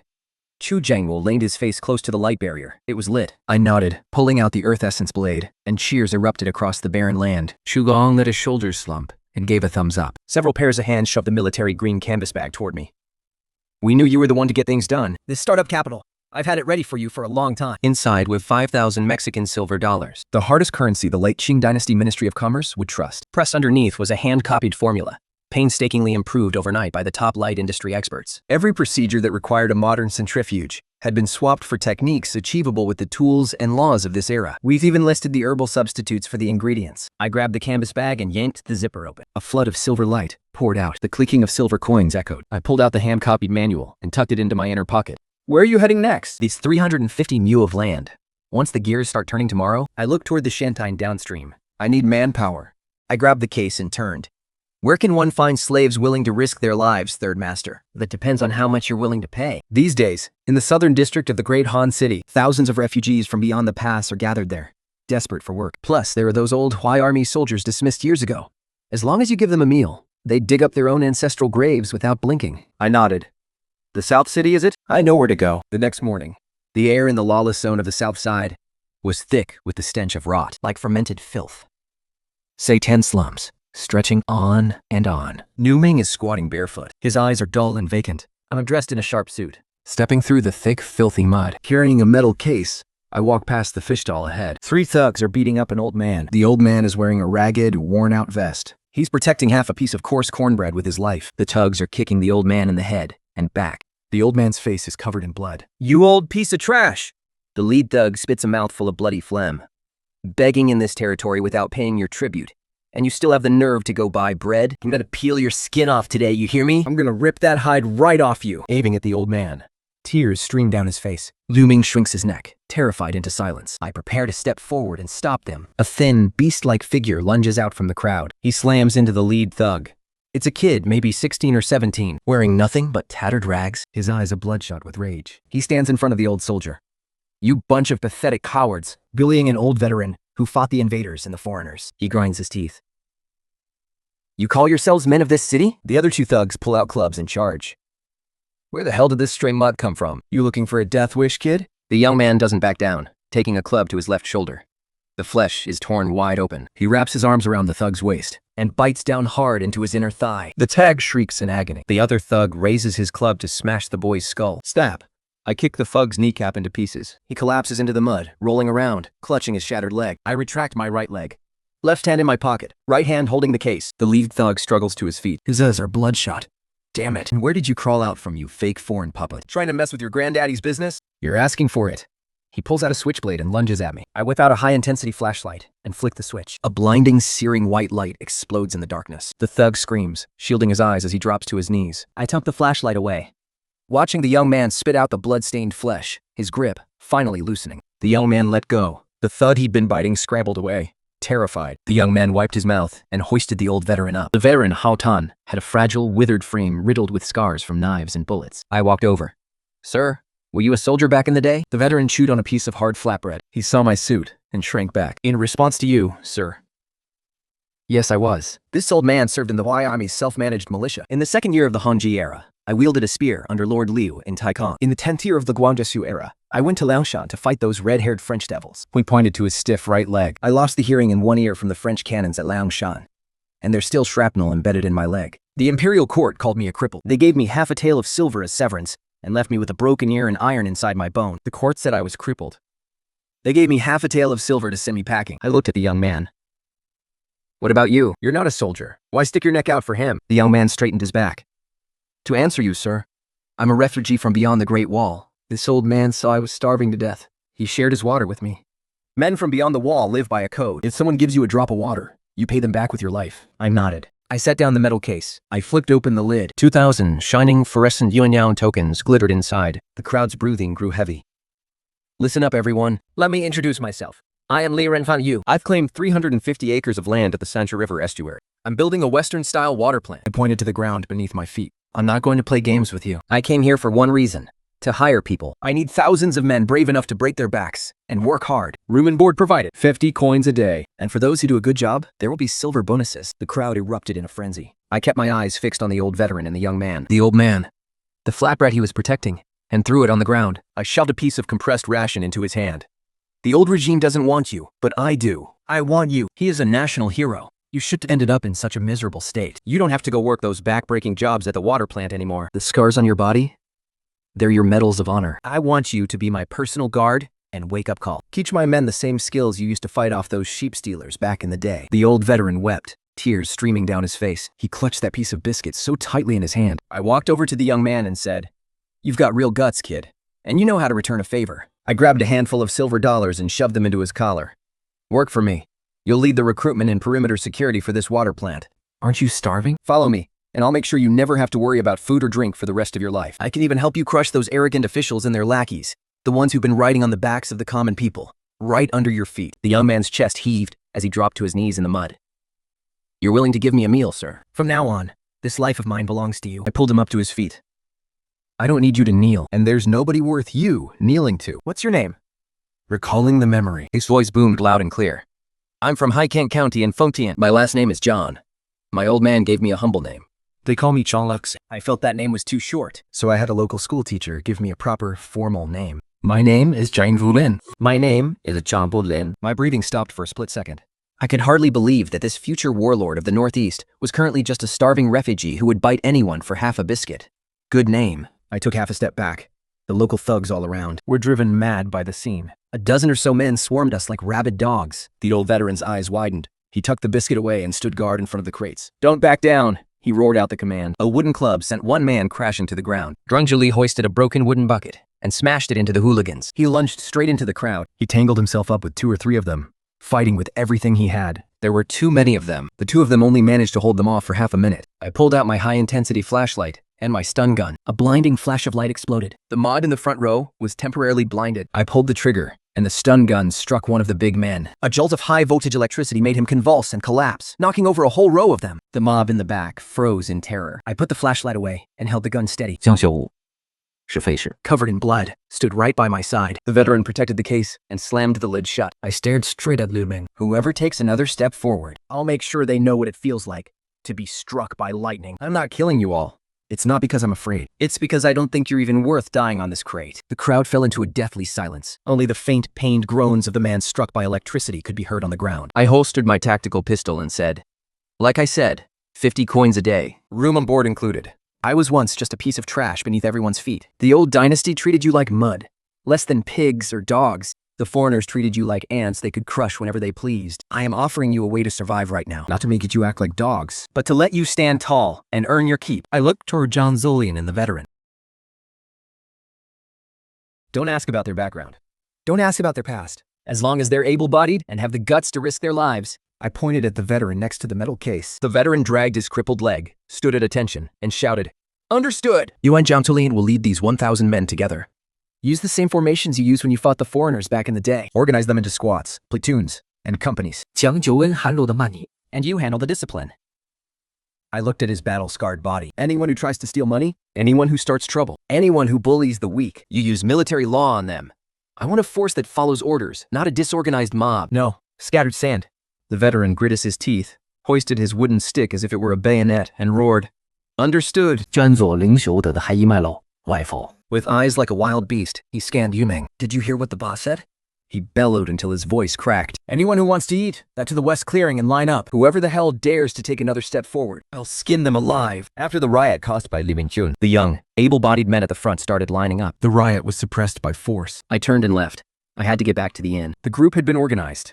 But these were just a bunch of famine refugees who didn't even know their left from their right. 350 acres of land needed to be fenced off, and the cola equipment needed to be assembled. There is no way I can put it all together by myself. I pushed open the door to my room, locked the doors and windows. I expanded the space-time portal to 20 centimeters. 前往而照本问题。 Chief Chu, I said, tossing my suit jacket onto the bed. I've recruited over 1,000 people. The leader is the man who will become the future warlord of the Northeast, Jiang Solin. And there's also a veteran of the Sino-French War from the Huaimi. Zhao Bowen's fountain pen dropped to the floor. He leaned in, eyes wide. Who? His voice cracked. You recruited the young Marshal Zhang to be your security chief. I ignored him and looked at Xu Wang. I've hit a wall. I loosened my tie. I got the land, 350 meters with a deep water dock. But right now, I've got over 1,000 illiterate workers who have never even seen a gear in their lives. There's no way I can assemble that steam-powered bottling line by myself. Not to mention planning the water plant sewage system or the blueprints for defensive fortifications and a hidden military workshop. I braced my hands on the table. I need engineering blueprints. And more importantly, I need someone who actually knows their stuff to guide them. 烛光好柔也怪哦。 The space-time portal is only 20 centimeters right now. No one can get through. I've already had the Qing court architects draw up all the blueprints. But when it comes to defensive fortifications, Those unskilled laborers will never be able to build it just by looking at the drawings. He crouched down. You have to find someone in that era who understands Western architecture and machinery. Someone to act as a translator for the blueprints between you and those laborers. You must find someone in that era who understands Western architecture and machinery to act as a bridge. As your translator between the blueprints and those workers, I stood up. The foreign language school at the Jimengar. I grabbed my coat. These students trained by the great Qing Dynasty. right now is exactly when they're feeling most unappreciated. I'll go to the gates of the Machinery Bureau and use hard cash to lure out a few students who know Western languages. Wait! Zhao Bolin squeezed in. Find you. It's the 43rd year of the great Qing. There's a place in Jimen even better than the Machinery Bureau. Look at the Beiyao Naval Academy. They don't just teach navigation and marine engineering there. They also cover drafting and weapons manufacturing. The absolute elite of the first generation of the old dynasty's navy were all trained there. He stared at me and said, "Since you've already used the connection with the Western authorities and secured the official customs clearance documents, why don't you just head straight to the Naval Academy? Go poach the best talent from there, under the guise of jointly hiring foreign-trained engineers for the modernization projects." I paused in my tracks. Digging into the backyard of the Baiyang fleet? As I put on my coat, I thought, fine, I'll take on this challenge. The carriage pulled up outside the Beiyang Naval Academy. Standing at the gate were 4 guards in full uniform. Academy grounds. No unauthorized entry. The lead guard raised his rifle. I pulled out the documents and unfurled the official seal from the General Chamber of Commerce. I am here under orders from Minister Wu to select students skilled in Western technology to build water plants near the French concession. Seeing the official seal, the guards immediately stepped aside. I walked into the academy. Following the sound of command shouted in English, I arrived at an outdoor workshop on the edge of the training grounds. Beside a decommissioned twin-cylinder steam engine, a dozen students were gathered around the commander. Li Juan, his face smeared with grease, clutched a wrench and insisted, "This engine cylinder isn't broken." The indenser pipe is just clogged. 10 taels of silver for a seamless steel pipe replacement. Fix this, and I guarantee the Dingyuan's turning speed will improve by a full notch. Manachu commander, twirling his jade walnuts, laughed dismissively. This piece of scrap metal. Even Master Yang says it can't be fixed. You, a brat who can't even recite the 8-legged essays properly, dare to spout such nonsense. The Imperial Court spends silver so you can study the classics. Loyalty and patriotism. Not for you to spend every day reeking of sweat, tinkering with these strange gadgets. He pointed at Li Juan. Get back to the classroom and focus on your studies. I'll have your student status revoked this instant. And I'll send you off to Dagvort to work as a laborer. Li Juan gritted his teeth, his face pale. The other students lowered their heads, afraid to make a sound. A hot-blooded idealist, being crushed into the mud by a heartless bureaucrat. I watched this young man who was full of defiance and frustration. This is exactly the kind of engineer I've been looking for. I pushed open the iron gate. Who goes there? The commander frowned. Where did this pretender come from? This is the Naval Academy. I ignored him entirely. I walked straight up to Li Jiwan. It's just an old-fashioned single-expansion steam engine. Its thermal efficiency doesn't even reach 10%. Even if you fix it, it's still just a pile of junk. Since the captain won't let you fix it, then don't bother fixing it at all. Li Jiwan suddenly looked up. You understand machinery? I pulled out the multi-stage condenser blueprints that Shugaiwa had sent over overnight. The design drawings for the steam filling machine unrolled 1/3 of the way across Li Jiwan's hands, covered in dense rows of numbers. Precise tolerances. Complex gear meshes. Li Jiwan's pupils dilated. He stared intensely at the drawings. At a glance, he realized the technological gap. This was light years ahead of all the fleet propulsion systems in the great Qing Dynasty. His hands were shaking as he looked at the design of the condenser water jacket. How is this possible? Today, Even the foreigners could never draw something like this. Sir, Where did you get these drawings? the captain flew into a rage. How dare you? I'm talking to you. How dare you ignore me? Guards! Take this arrogant fool down right now. Then, 2 soldiers from the yamen drew their blades and charged over. I didn't even turn my head. I slapped the documents onto the captain's chest. Can you even read? My gaze was icy. This is personally approved by Minister Duan. I am the general manager of the Western Waterworks outside the French concession. If you dare lay a hand on me, you're cutting off Minister Duan's path. That's tens of thousands of taels of commercial tax. For the great Qing. The captain's face turned deathly pale, and the soldiers froze in their tracks. I turned back the drawings. Looking at Li Juan, I said, My name is Feng Yu. I've secured 350 acres of land by the higher river. I'm going to build the great Qing Dynasty's very first Western water plant. I have mechanical blueprints that are 50 years ahead of this era. But I need an engineer who can actually understand these drawings. Someone who can turn them into steel giants. I pointed at the broken turbine. You're stuck here making 2 taels of silver a month as a glorified janitor, having to crawl on your knees just to beg for money to buy a steel pipe. Is this the kind of stupidity? You fix a machine only to be scolded for being a distraction. Come with me. Take off that uniform and come to my factory. I held up one finger. I'll give you 100 silver dollars a month, plus a share of all the technical profits. Whatever materials you need, buy them. The funding is all approved by me. No one will ever dare use some stuffy old imperial examination essays to hold you back. What do you say? The students gasped. That was higher than the salary of a foreign instructor. Li Jian's throat moved as he swallowed. But what truly shattered his defenses wasn't the money. It was the blueprints. He took a half step back, clutching his wrench tightly. I am a soldier of the great Qing. I learned navigation and marine engineering so that I could serve on an ironclad warship. It was meant for us to fight the red-haired barbarians and the eastern dwarfs at sea, not for you to build sugar mills and make soda water. What was the point of my 10 years of hard study and my burning blood? I took a deep, long look at him. This was a young man whose brain had been washed, yet he still held on to a pure, patriotic heart. The commander sneered. Smart kid. At least you know when to quit. Is the reputation of the great Qing worth so little that it can be bought with a few copper coins? Is the honor of the great Qing truly worth nothing more than some rusty scrap metal? With a fierce turn, I stepped right into the commander's face. Soldiers of the great Qing! My voice roared like thunder. Go take a look at the Dago forts. Go see what kind of shells are inside those millions of taels of silver you spent on the Dingyuan and Zenyuan ironclads from Germany. They're solid shot. They're filled with nothing but sand and misery. I stared right into Li Zhan's eyes. You understand machinery, don't you? Then you tell me. Relying on sand-filled shells and broken engines with less than 10% thermal efficiency, Do you really think you can win against the foreigners' warships? The students turned deathly pale. I pointed toward the gate. Our nation is being trampled underfoot. It's not because your soldiers aren't brave enough. It's because you don't have your own industrial base. Every rifle, every cannon, every piece of steel depends on the whims of the foreigners. if the foreigners refuse to sell, All you can do is take your rusted scrap metal and go to your deaths. I walked back to Li Jiwan and lowered my voice. Did you really think I just wanted to build a sugar refinery? I need the massive water supply of a factory to hide the heavy industry humming beneath the ground. The blueprints I showed you were just the surface. I locked eyes with his stunned expression. That was a precision machine that could be converted into a modern automated rifle production line. I want to be right next to the French concession, right under the noses of these bastards, to build a military factory that can manufacture our own breech-loading rifles and high-explosive shells. I patted his shoulder. Stay at this academy. And at best, you'll just be a naval officer sinking along with your ship. But follow me, and the shells you craft with your own hands will blow those foreign ships, the ones slapping us in the face, into pieces. That is true salvation. Li Jiwan's mind was reeling. The idea of an underground military factory, of making our own guns and cannons, ignited his blood and ambition like nothing else. Smack. He ripped off his uniform and threw it at the commander's feet. I'm done with this school. With bloodshot eyes, he shouted. I'm going to be a factory worker. He looked at his classmates.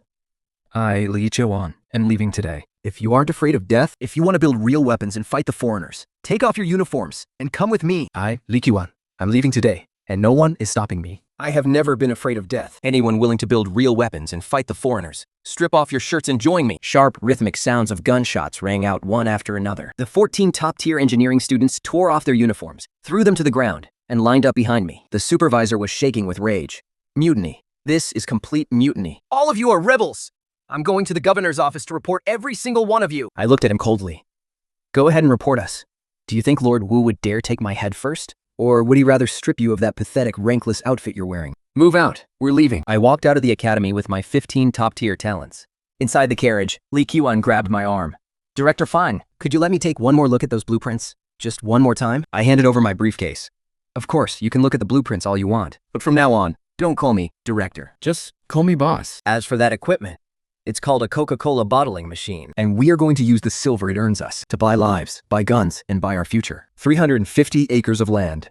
The thinks a security brigade of 1,000 men. And 15 top-tier engineers. Everything is ready. Now, let's see how the world handles a dimensionality-shattering strike from Coca-Cola. The inside of the carriage was dim. Guo Mu hovered nearby. Chigamwa tossed a document stamped with an official seal over to me. This is the construction blueprint from the higher-ups. The surface level is just a cover. A Coca-Cola factory. 15 meters underground is the modern mechanical processing center you asked for. The ventilation, pressure relief, waterproofing, and seismic layers were all calculated overnight by the National Infrastructure Engineering Corps. I took the heavy document. Team. Chiwangwo then handed me a black tactical bag. What's this? Bulletproof plates. That stab-proof vest you're wearing might handle primitive cold weapons. But the French concession is right next door. Though foreigners are packing sabo rifles, for heaven's sake, your clothes won't stop those. Cup these plates inside your coat. Stay safe. I nodded. Gorumi looked on, speechless. I unbuttoned my suit, slid the ceramic bulletproof plates into the lining, and the carriage came to a stop. Zheng Zuo pulled open the carriage door. He was shirtless and covered in blood. A wood-chopping blade was tucked into his waist. I stepped out of the carriage.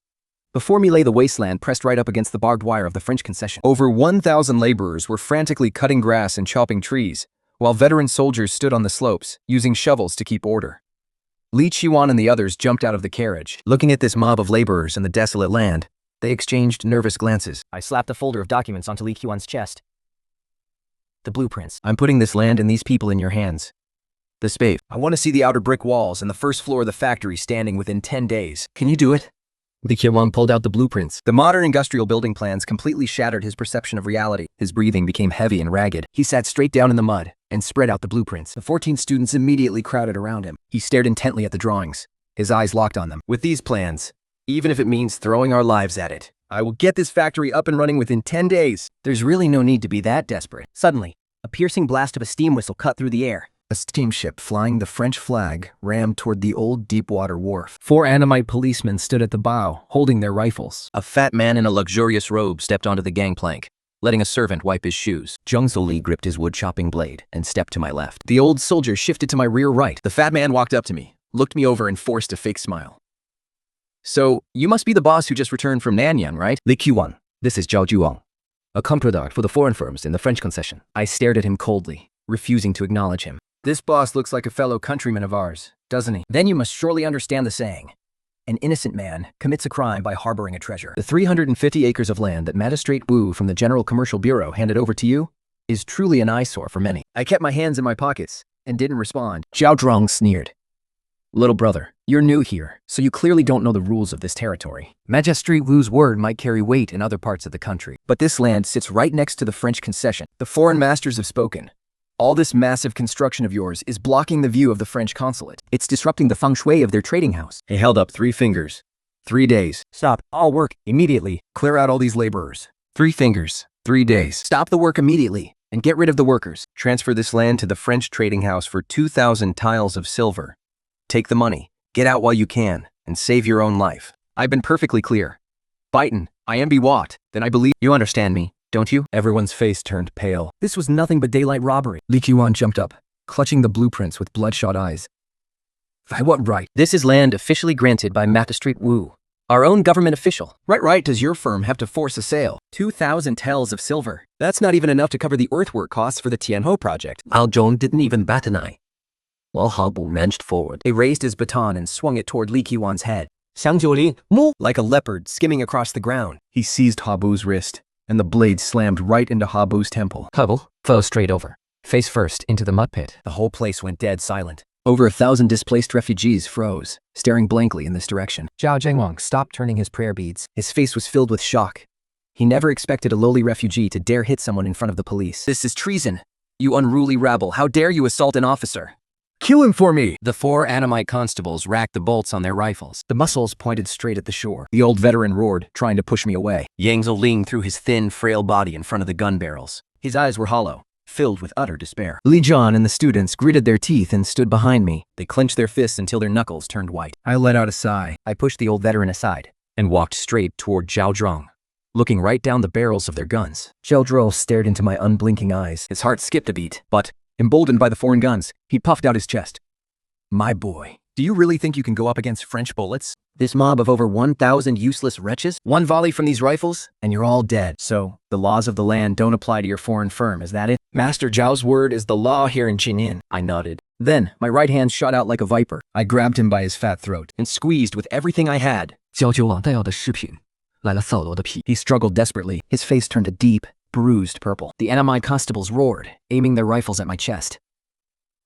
A gunshot shattered the silence. The sound of gunfire tore through the air. Jem Suring let out a blood-curdling cry, raising his blade to charge. The old veteran squeezed his eyes shut in agony. Li Chuan and the others went deathly pale. I stood my ground, refusing to fall. The bullet struck me square in the chest. It tore through my woolen coat, but hit something hard. That ceramic ballistic plate blocked the impact perfectly. My body barely even swayed. Everyone stood frozen in place. They stared at me like I was some kind of monster. A flesh and blood man taking a hit from a foreign rifle without a scratch? It was beyond anything people in this era could comprehend. I let go of my grip.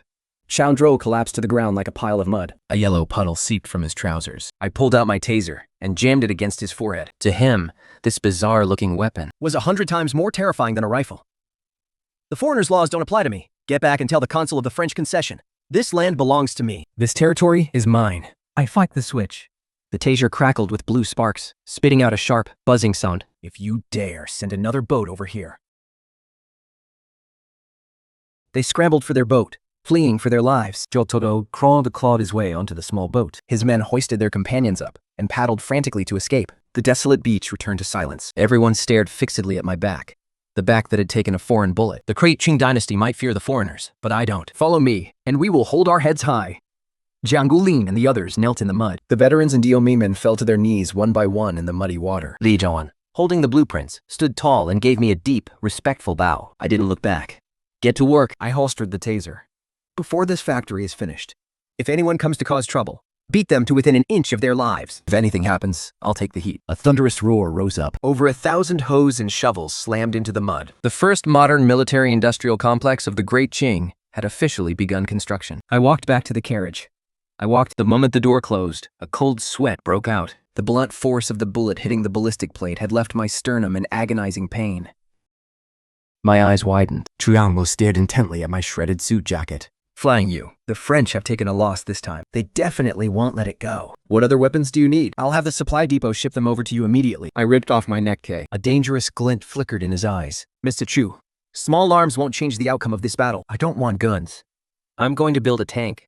The corner of Chu Yangguo's eye twitched violently. In the year 43 of the Great Qing, they haven't even invented a tracked tractor yet. You want to build a tank right under the noses of hundreds of Qing soldiers and the French patrol? Don't you think that's a bit too difficult? I wiped away a cold sweat. Mr. Chu, you're overthinking it. I'm not trying to build a main battle tank. It's more like a light assault vehicle from the World War I era. It doesn't need a complex fire control system. All I need is a layer of steel plate capable of stopping a Maxim heavy machine gun, plus an internal combustion engine with enough horsepower. I'll modify a tractor's tracks for the chassis. The foreigners have gunboats? If they actually sail their warships into the Haihe River to shell my water plant, a few rifles would be absolutely useless. I must have an armored force capable of crushing the French infantry directly. That is my ace in the hole for survival. Chu Yangguo feels silent for a few seconds. Blueprints for the tracked chassis. And the designs for the most primitive diesel engine. I'll transmit them to you before dawn, along with the power system for your underground arsenal. We've decided to send you a modular, small-scale diesel generator set. Fine you. The country can provide the blueprints and core components. But the most crucial part, the armored steel for the tank. The current portal is only 20 centimeters wide. We simply can't fit it through. And the iron used for local farming tools would be pierced by a single shot. I adjusted my suit. I'll handle the problem of the steel. The Great Qing can't produce high-quality steel, but the Bayonne Fleet's dockyards are piled high with premium-priced, second-rate steel sold by the foreigners. Those blood-sucking officials. As long as the price is right, they'd even sell out their own fathers. 10 days passed in a flash. Over 1,000 laborers displayed incredible physical stamina. A 2-meter-high wall was erected around the perimeter of the site, filled with reinforced green bricks and embedded with broken glass and iron caltrops. In the center of the plant, a red brick factory building shot up from the ground. A massive smokestack pierced the clouds. And 15 meters beneath the factory floor, an underground space the size of half a football field was being excavated, disguised by heaps of industrial waste. Connecting overnight to the Haihe River, I stood in the second-floor hallway. Li Juan, his eyes bloodshot, hurried over with the blueprints. The water plant on the ground level is ready for a test run at any time. But we've run into trouble with the load-bearing pillars in the basement. We've dug into a seepage layer from the high river. We have to pour the concrete, right now, high-grade cement. And we need at least 6 seamless steel pipes, with a diameter of at least 20 centimeters for the structural core. Otherwise, once the steam engines upstairs start running, the intense vibrations will cause the entire underground arsenal to collapse. I stared at the red cross marked on the blueprint. I'll go see Boss Jin to get the cement. But where would the Jingate garrison ever keep seamless steel pipes like that? The Jingate Machinery Bureau doesn't just have those pipes. They also have a stockpile of military-grade steel plates meant for repairing the Dingyuan's armor. They were imported from the Krupp factory in Germany 2 years ago. The authorities claimed the dimensions were wrong. So they've just been sitting in the warehouse collecting dust. German military-grade steel plates. That's exactly the kind of armor material we desperately need to build the tanks. Who's the supervisor of the Machinery Bureau? That guy is a greedy scoundrel who specializes in laundering black market money from foreign goods. I nodded. As long as a man is greedy, he has a weakness. Jane Zoline ran up from the first floor. Tucked into his waistband was the brand new Browning pistol I paid a fortune for. The 1,000-man security team is already equipped like a real army, boss. A huge group of soldiers just showed up outside. The one leading them is the personal bodyguard of the Jingate Prefecture Magistrate. There are also a few Frenchmen in Western suits blocking the main gate and refusing to let our supplies in. They're claiming our water plant was built illegally and are here to shut us down. My gaze turned icy. The French are using the local officials to put the squeeze on us? Let's go. I turned and headed downstairs. Outside the gate, hundreds of soldiers had the place surrounded, not leaving even a crack to breathe. The Jingate magistrate was sitting in his sedan chair. Beside him were the French consul and Jia Jingrong, who was blocking the entrance with his men, refusing to budge. I strode out through the doors. Sir Juvon kept his hand on his holster, sticking close behind me.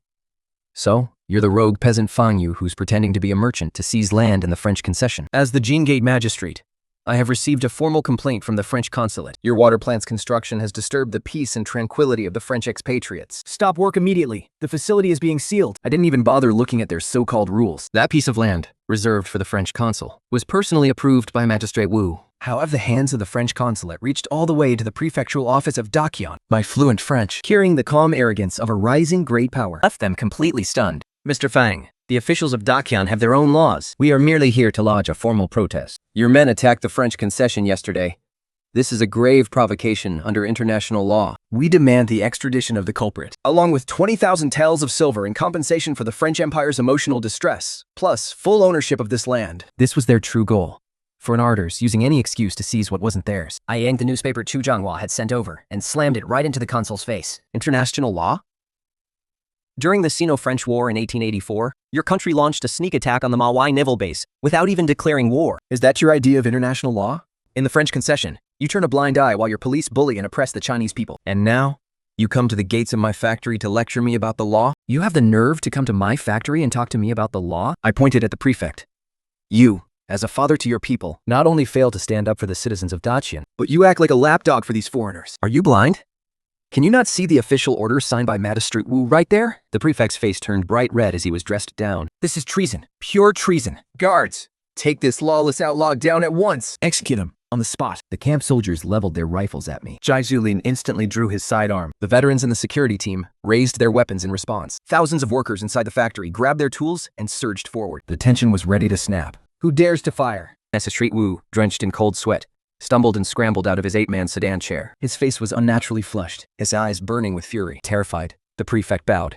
Magistrate Wu, why have you come here in person? I was just in the middle of arresting these troublemakers who offended the foreigners. Magistrate Wu delivered a brutal slap across the prefect's face, sending his hat flying to the ground. Damn your mother. Mr. Feng is the General Commissioner of Foreign Affairs, personally approved by me. His water plant contributes tens of thousands of tiles in tax revenue to Dakshin every single year. How dare you try to shut down his factory? Are you trying to cut off the financial lifeline of the Jili governor's office? Are you trying to cut off the Empress Dowager's own funds? That guy isn't here for the water business at all. Today is the 1st of the month.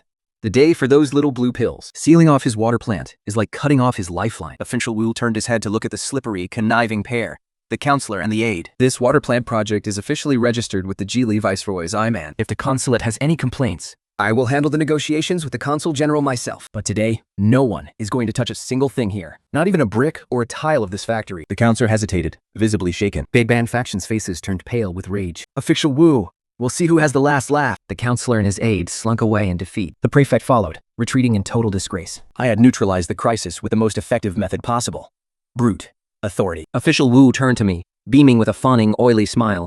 Brother Feng, those dogs who rely on their master's power didn't scare you, did they? I kept my composure, slipping the small metal plaque box right into his hand. His eyes lit up, staring intensely at the gift. This factory is shaping up well, but it's missing a batch of high-grade steel to build the machinery. I heard there's a stash of German military-grade steel plates and seamless pipe sitting in the Golden Gate Machinery Bureau. They're just gathering rust there. The word is to? Why not? Official Wu tucked the box away securely. Shen Henian over at the Machinery Bureau is the type who won't budge unless he sees the profit. But I do have some history with him. If you're willing to bleed a little, brother. If I step in, it'll cost you 22,000 silver dollars. I guarantee I'll get those German steel plates out of the Bureau's warehouse and delivered to you. Consider it my personal support for your factory. 22,000 tiles was a massive fortune, but I didn't hesitate for a second. At this time tomorrow, the 22,000 silver dollars will be delivered to your doorstep. I needed to get that steel into the factory overnight to start building my military-grade armored tank. This deal was an absolute steal. Once that steel arrived, the world's first tracked armored fighting vehicle would be born in my basement. Meanwhile, in the French concession of Tianjin, the French consul's aide, Henry, and Pierre, the chief comprador of the Far East Trading Company, think out of the sofa. Zhao Jinglong sat in the corner like a stray dog, clinging to a glass filled with a caramel-colored liquid. Henry took a sharp, angry puff of his cigar. Barbarians of the Far East! That thug, Fang Yu, actually dared to refuse the demands of the great French Empire, and he even bribed that greedy official Wu. We must put pressure on the Jili Viceroy's office. Skip him of his right to operate that factory. Pierre toyed with his wineglass. Henry, my friend, our empire's interests in the Far East require elegant diplomatic maneuvers, not just constantly resorting to guns and cannons, but that Feng Yu, grabbing 350 acres of land by the Haihe River. What on earth is he actually producing? Could he secretly refining gold? If I may, distinguished sirs, I'd been a small fortune bribing one of the drifters outside the plant and managed to steal this bottle from their active boiler room. They say this is the Western drink the plant is making. The laborers call it black water. Apparently, Fang Yu once boasted that this stuff would take over the whole world. He actually claimed this black water would sweep across the globe. Henry scoffed. Take over the world? Only French wine can do that. Only sparkly wine from the Champagne region is worthy of being called a global beverage. The bitter swill they brew from those low-quality tea leaves in the Great Chan Empire is basically dishwater fit only for pigs. Throw this trash away. Don't let it stain my eyes. Pierre didn't say a word. He stared at the fine bubbles churning inside the glass bottle. This definitely wasn't some cheap swill made by the locals. He pulled out the cork. Carbon dioxide hissed and sprayed out. A strange, intoxicating aroma of vanilla and caramelized sugar instantly overpowered the scent of his cigar. Pierre poured a small glass and took a huge gulp. His body suddenly went rigid. His eyes widened to the limit. The intense icy chill and the carbonated bubbles exploded in his mouth. A rush of extreme, soul-shaking sweetness washed down his throat. It was stimulating, bold, and incredibly satisfying. He threw his head back and downed the rest of the liquid in one go. Pierre Henry was startled. Are you poisoned? Pierre gasped for air, breathing heavily. He kept his eyes locked on the empty glass. Beads of sweat were trickling down his forehead. Good God, what on earth is this? He turned his head to look at Zhao Zhuang, his eyes burning with the greedy, fanatical hunger of a wolf. Did this really come out of that factory? 笑将肉西粉定喜美. I swear by my life, sir. It is the absolute truth. Pierre stood up abruptly, pacing back and forth. Forget what I said about the steel. This isn't just liquid gold, is it? This is even more insanely profitable than gold. French wine is nothing but an obsolete antique compared to this beast. Once the drink is shipped off to Europe, I'm certain that in less than a month, a high society of Paris and London will be absolutely obsessed with it. It's the kind of thing people just can't get enough of. He leaned his hands firmly against the table. Water that cost next to nothing, mixed with cheap sugar and some mysterious spices, brings in returns dozens, maybe even hundreds of times the investment. If we mastered this formula, we could completely monopolize the global beverage market. The fanaticism in Pierre's eyes faded. In its place was gold calculating, chill. Henry, what you did yesterday was right. That guy, Feng Yu, and that 350 new water plant. Futs never remain in the hands of the Qing people. A formula capable of changing the landscape of world trade should belong to France alone. Henry sneered. That official from the Trade Bureau, Magistrate Wu, is protecting him. He's got over 1,000 security guards at his disposal. If we try to seize it by force, it'll trigger protests from the Qing Ministry of Foreign Affairs. Pierre laughed as if he'd heard the funniest joke in the world. Protests from the great Qing. In the face of French gunboats, their protests aren't even worth the paper used to wipe a shoe. That Magistrate Wu is nothing but a fat pig waiting to be slaughtered. As long as we deal with the Governor General's office in Lizhong Town, that Magistrate Wu won't be worth a damn. Pierre pulled out a checkbook. Sign it and slide it over. In the name of the Far East Trading Company, I'm putting up 100,000 taels of silver. Go and bribe the officials at the Tianjin Yamen and the governor's office. Tell them the black water Feng Yu is producing contains a deadly poison. Claim it's being used to poison the citizens of the Great Qing. Unite the consuls of every nation to pressure the Qing government and force them to hand over the land deed and the formula for the factory. If the local officials don't cooperate, I will report this to my home country. We'll dispatch 2 cruisers to sail into the port and seize that stretch of land by force, under the pretext of protecting our expatriates. Understood. Henry tucked away the check. I'll make sure that Feng Yu knows exactly who runs things in Tianjin. At the same time, inside the secret underground warehouse of the Jinmen Machinery Bureau, I stood there in my black trench coat, looking at the massive piles of German Krupp armor plating surrounding us. Magistrate Wu stood to the side, carrying 20,000 taels of silver. Shemenhenian, the director of the Machinery Bureau, adjusted his gold-rimmed glasses. Mr. Fong, this is genuine, top-grade German steel. You won't find another batch of 20,000 count high-grade wool in the entire Great Qing Dynasty. It's only because Lord Wu personally gave the word that I'm practically giving this to you for half the price. If you're just going to use this to build a factory, that would be a complete and utter waste of such a treasure. I touched the cold, rigid steel. With this batch of steel, my light assault combat vehicles will finally have the most impenetrable armor. Don't worry, I'll make sure it's put to the best possible use. At midnight tonight, my men will bring carts to collect the goods. They'll transport them straight through the south gate and into the water plant's foundation. I'll have to trouble you two to handle the checkpoints along the way. Lord Wu patted his chest confidently. Don't you worry, brother. Everyone in Tianjin and Weinan City will be blind as bats tonight. Yes, everyone will be looking the other way tonight. Late at night, in the water plant's basement, 6 seamless steel pipes were buried deep underground. The high-grade cement set rapidly, and the structural foundation became rock solid. Inside a private room, I quietly opened the space-time rift. 丘文过吻和日志自觉，我不了的。哼，嘿，是学部不管能书法对，你拒绝我。Bleeding a few students were shirtless and dragging the heavy machinery parts with all their might. They didn't know what this was. They only knew it was a miraculous invention the great Qing Dynasty couldn't possibly build. For final piece, Li Juan hold out a high-pressure water pump. Boss, all the generator components have been received. Give me 3 hours. And I guarantee I'll have this basement lit up brighter than the foreigner's electric lamps. I handed him the blueprints. Zhang and Yosim came sprinting down the stairs. Completely out of breath, I sensed something was wrong and stepped to the side. What happened? Zhang Tuli lowered his voice. Trouble in the South City. The batch of steel plates the veterans were hauling from the arsenal. They were hijacked. In the middle of the street? My gaze turned sharp instantly. Didn't Lord Wu clear things with the garrison battalion? Who hijacked them?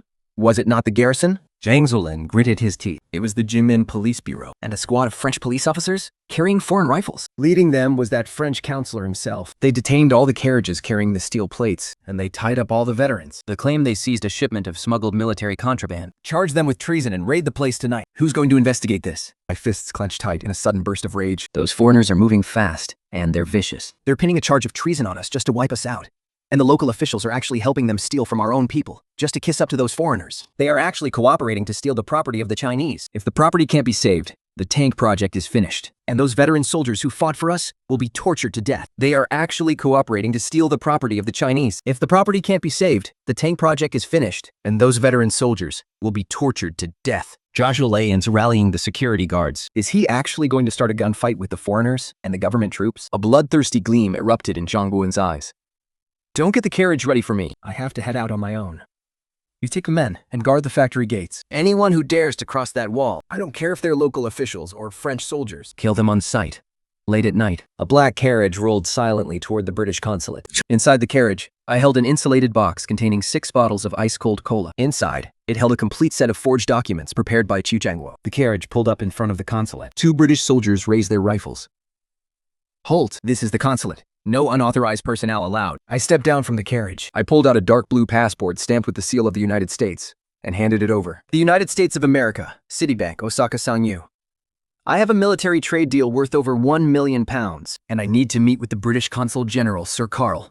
Immediately. When the soldier saw the seal and the signature, he swallowed hard and ran off to report. 10 minutes later, I was ushered into a luxurious reception room. Sir Carl walked down the stairs, wearing a bathrobe. He tossed the passport onto the coffee table. Mr. Fang, you visit in the middle of the night, claiming to represent Citibank. But I've checked the recent manifest of American merchant ships, and your name isn't on it. I pulled out a chair and sat down. I arrived on a Dutch merchant vessel. Seeker, Pata, Screet. I placed the insulated box on the coffee table. I'm here to bring the British Empire a generous gift. A gift that will completely break the French in the Far East. Sir Carl narrowed his eyes.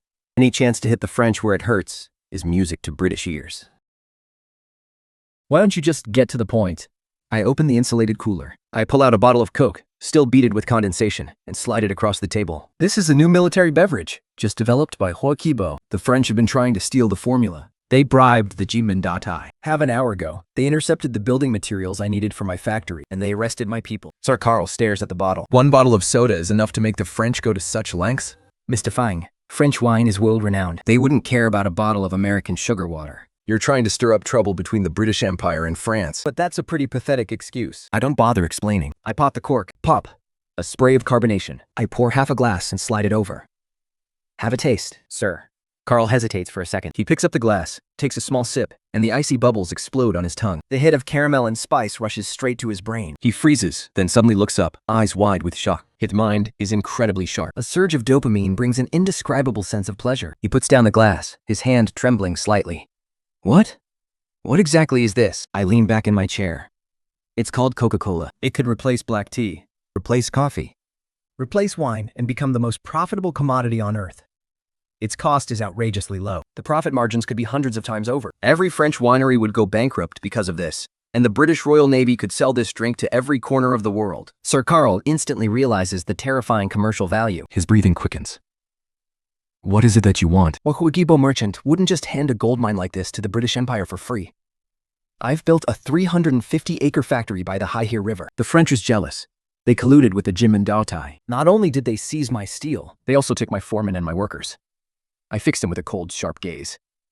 I need the British Empire to step in, make the Jimin Datai return my steel to the factory immediately, and guarantee that the French concession police never dare to set foot in my factory district again. Sir Carl strokes his mustache. Is that all? Helping you out of this jam is easy. But what about the formula? How do you plan on sharing this massive profit with us? I place a document written entirely in English on the table. This is a letter of intent. The British Jardine Matheson gets exclusive distribution rights for Coca-Cola in Asia and Oceania. I handle production. You handle the sales. We split all the profits 50-50. I stood up and said, that is my bottom line. Look, Sir Carl, I'm not short on cash. I just don't want to waste any more time dealing with these French thugs. If you refuse, I'm heading straight to the German consulate. I imagine Kaiser Wilhelm would be quite interested in this invigorating new military supply. Sir Carl's expression shifted instantly. He slammed his hand down on the agreement. It was a deal. He rang the bell on his desk. A British Army major walked in. Major William, immediately mobilize 2 companies of Marines. Bring along the Maxim machine guns. and provide a full escort for Mr. Fang back to his water plant. Also, ready my carriage. I'm going to the Jiamin Dao Tai's office myself. His eyes flashed with a sinister glint. Tell that idiot Dao Tai. If he doesn't hand over the goods and personnel he took from the Fort Qi Corporation completely unscathed, The British Empire's warships will be shelling his precious Dao Tai office hole by tomorrow morning. the old soldier was kneeling on the ground, his hands tied behind his back. He'd hated any dozen lashes.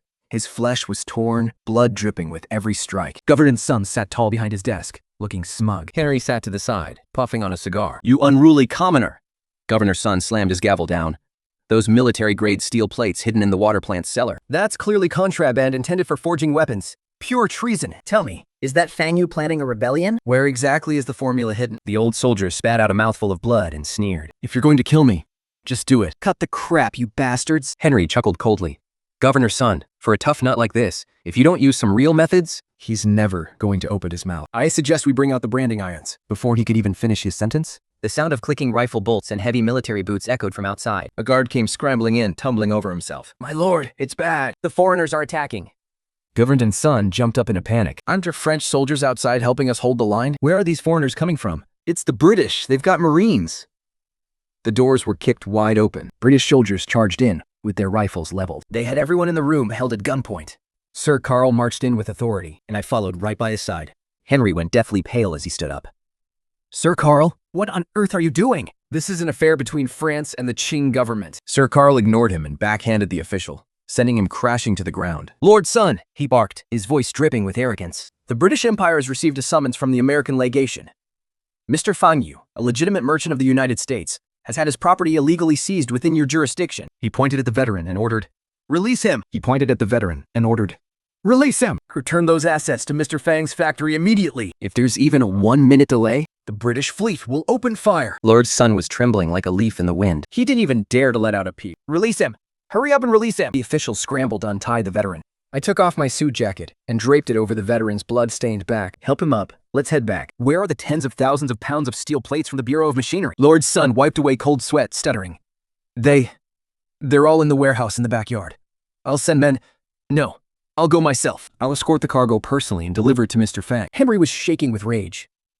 Sir Carl, you are openly provoking the interests of the French Empire. Sir Carl turned around. Counselor Henry, the exclusive Far East Agency rights for Coca-Cola have already been signed over to the British Jardine Matheson. You'd better rein in those petty back-alley thieving tactics of yours if you dare to cause trouble at the water plant again. What you'll be facing next are the cannonballs of the British Royal Navy. Supporting the veteran, I turned back to glance at the ashen-faced Henry and the disgraced officials cowering behind him. No one takes what belongs to me. More than a dozen heavy carriages loaded with steel plates rumbled toward the water plant under the guard of 200 British Royal Marines.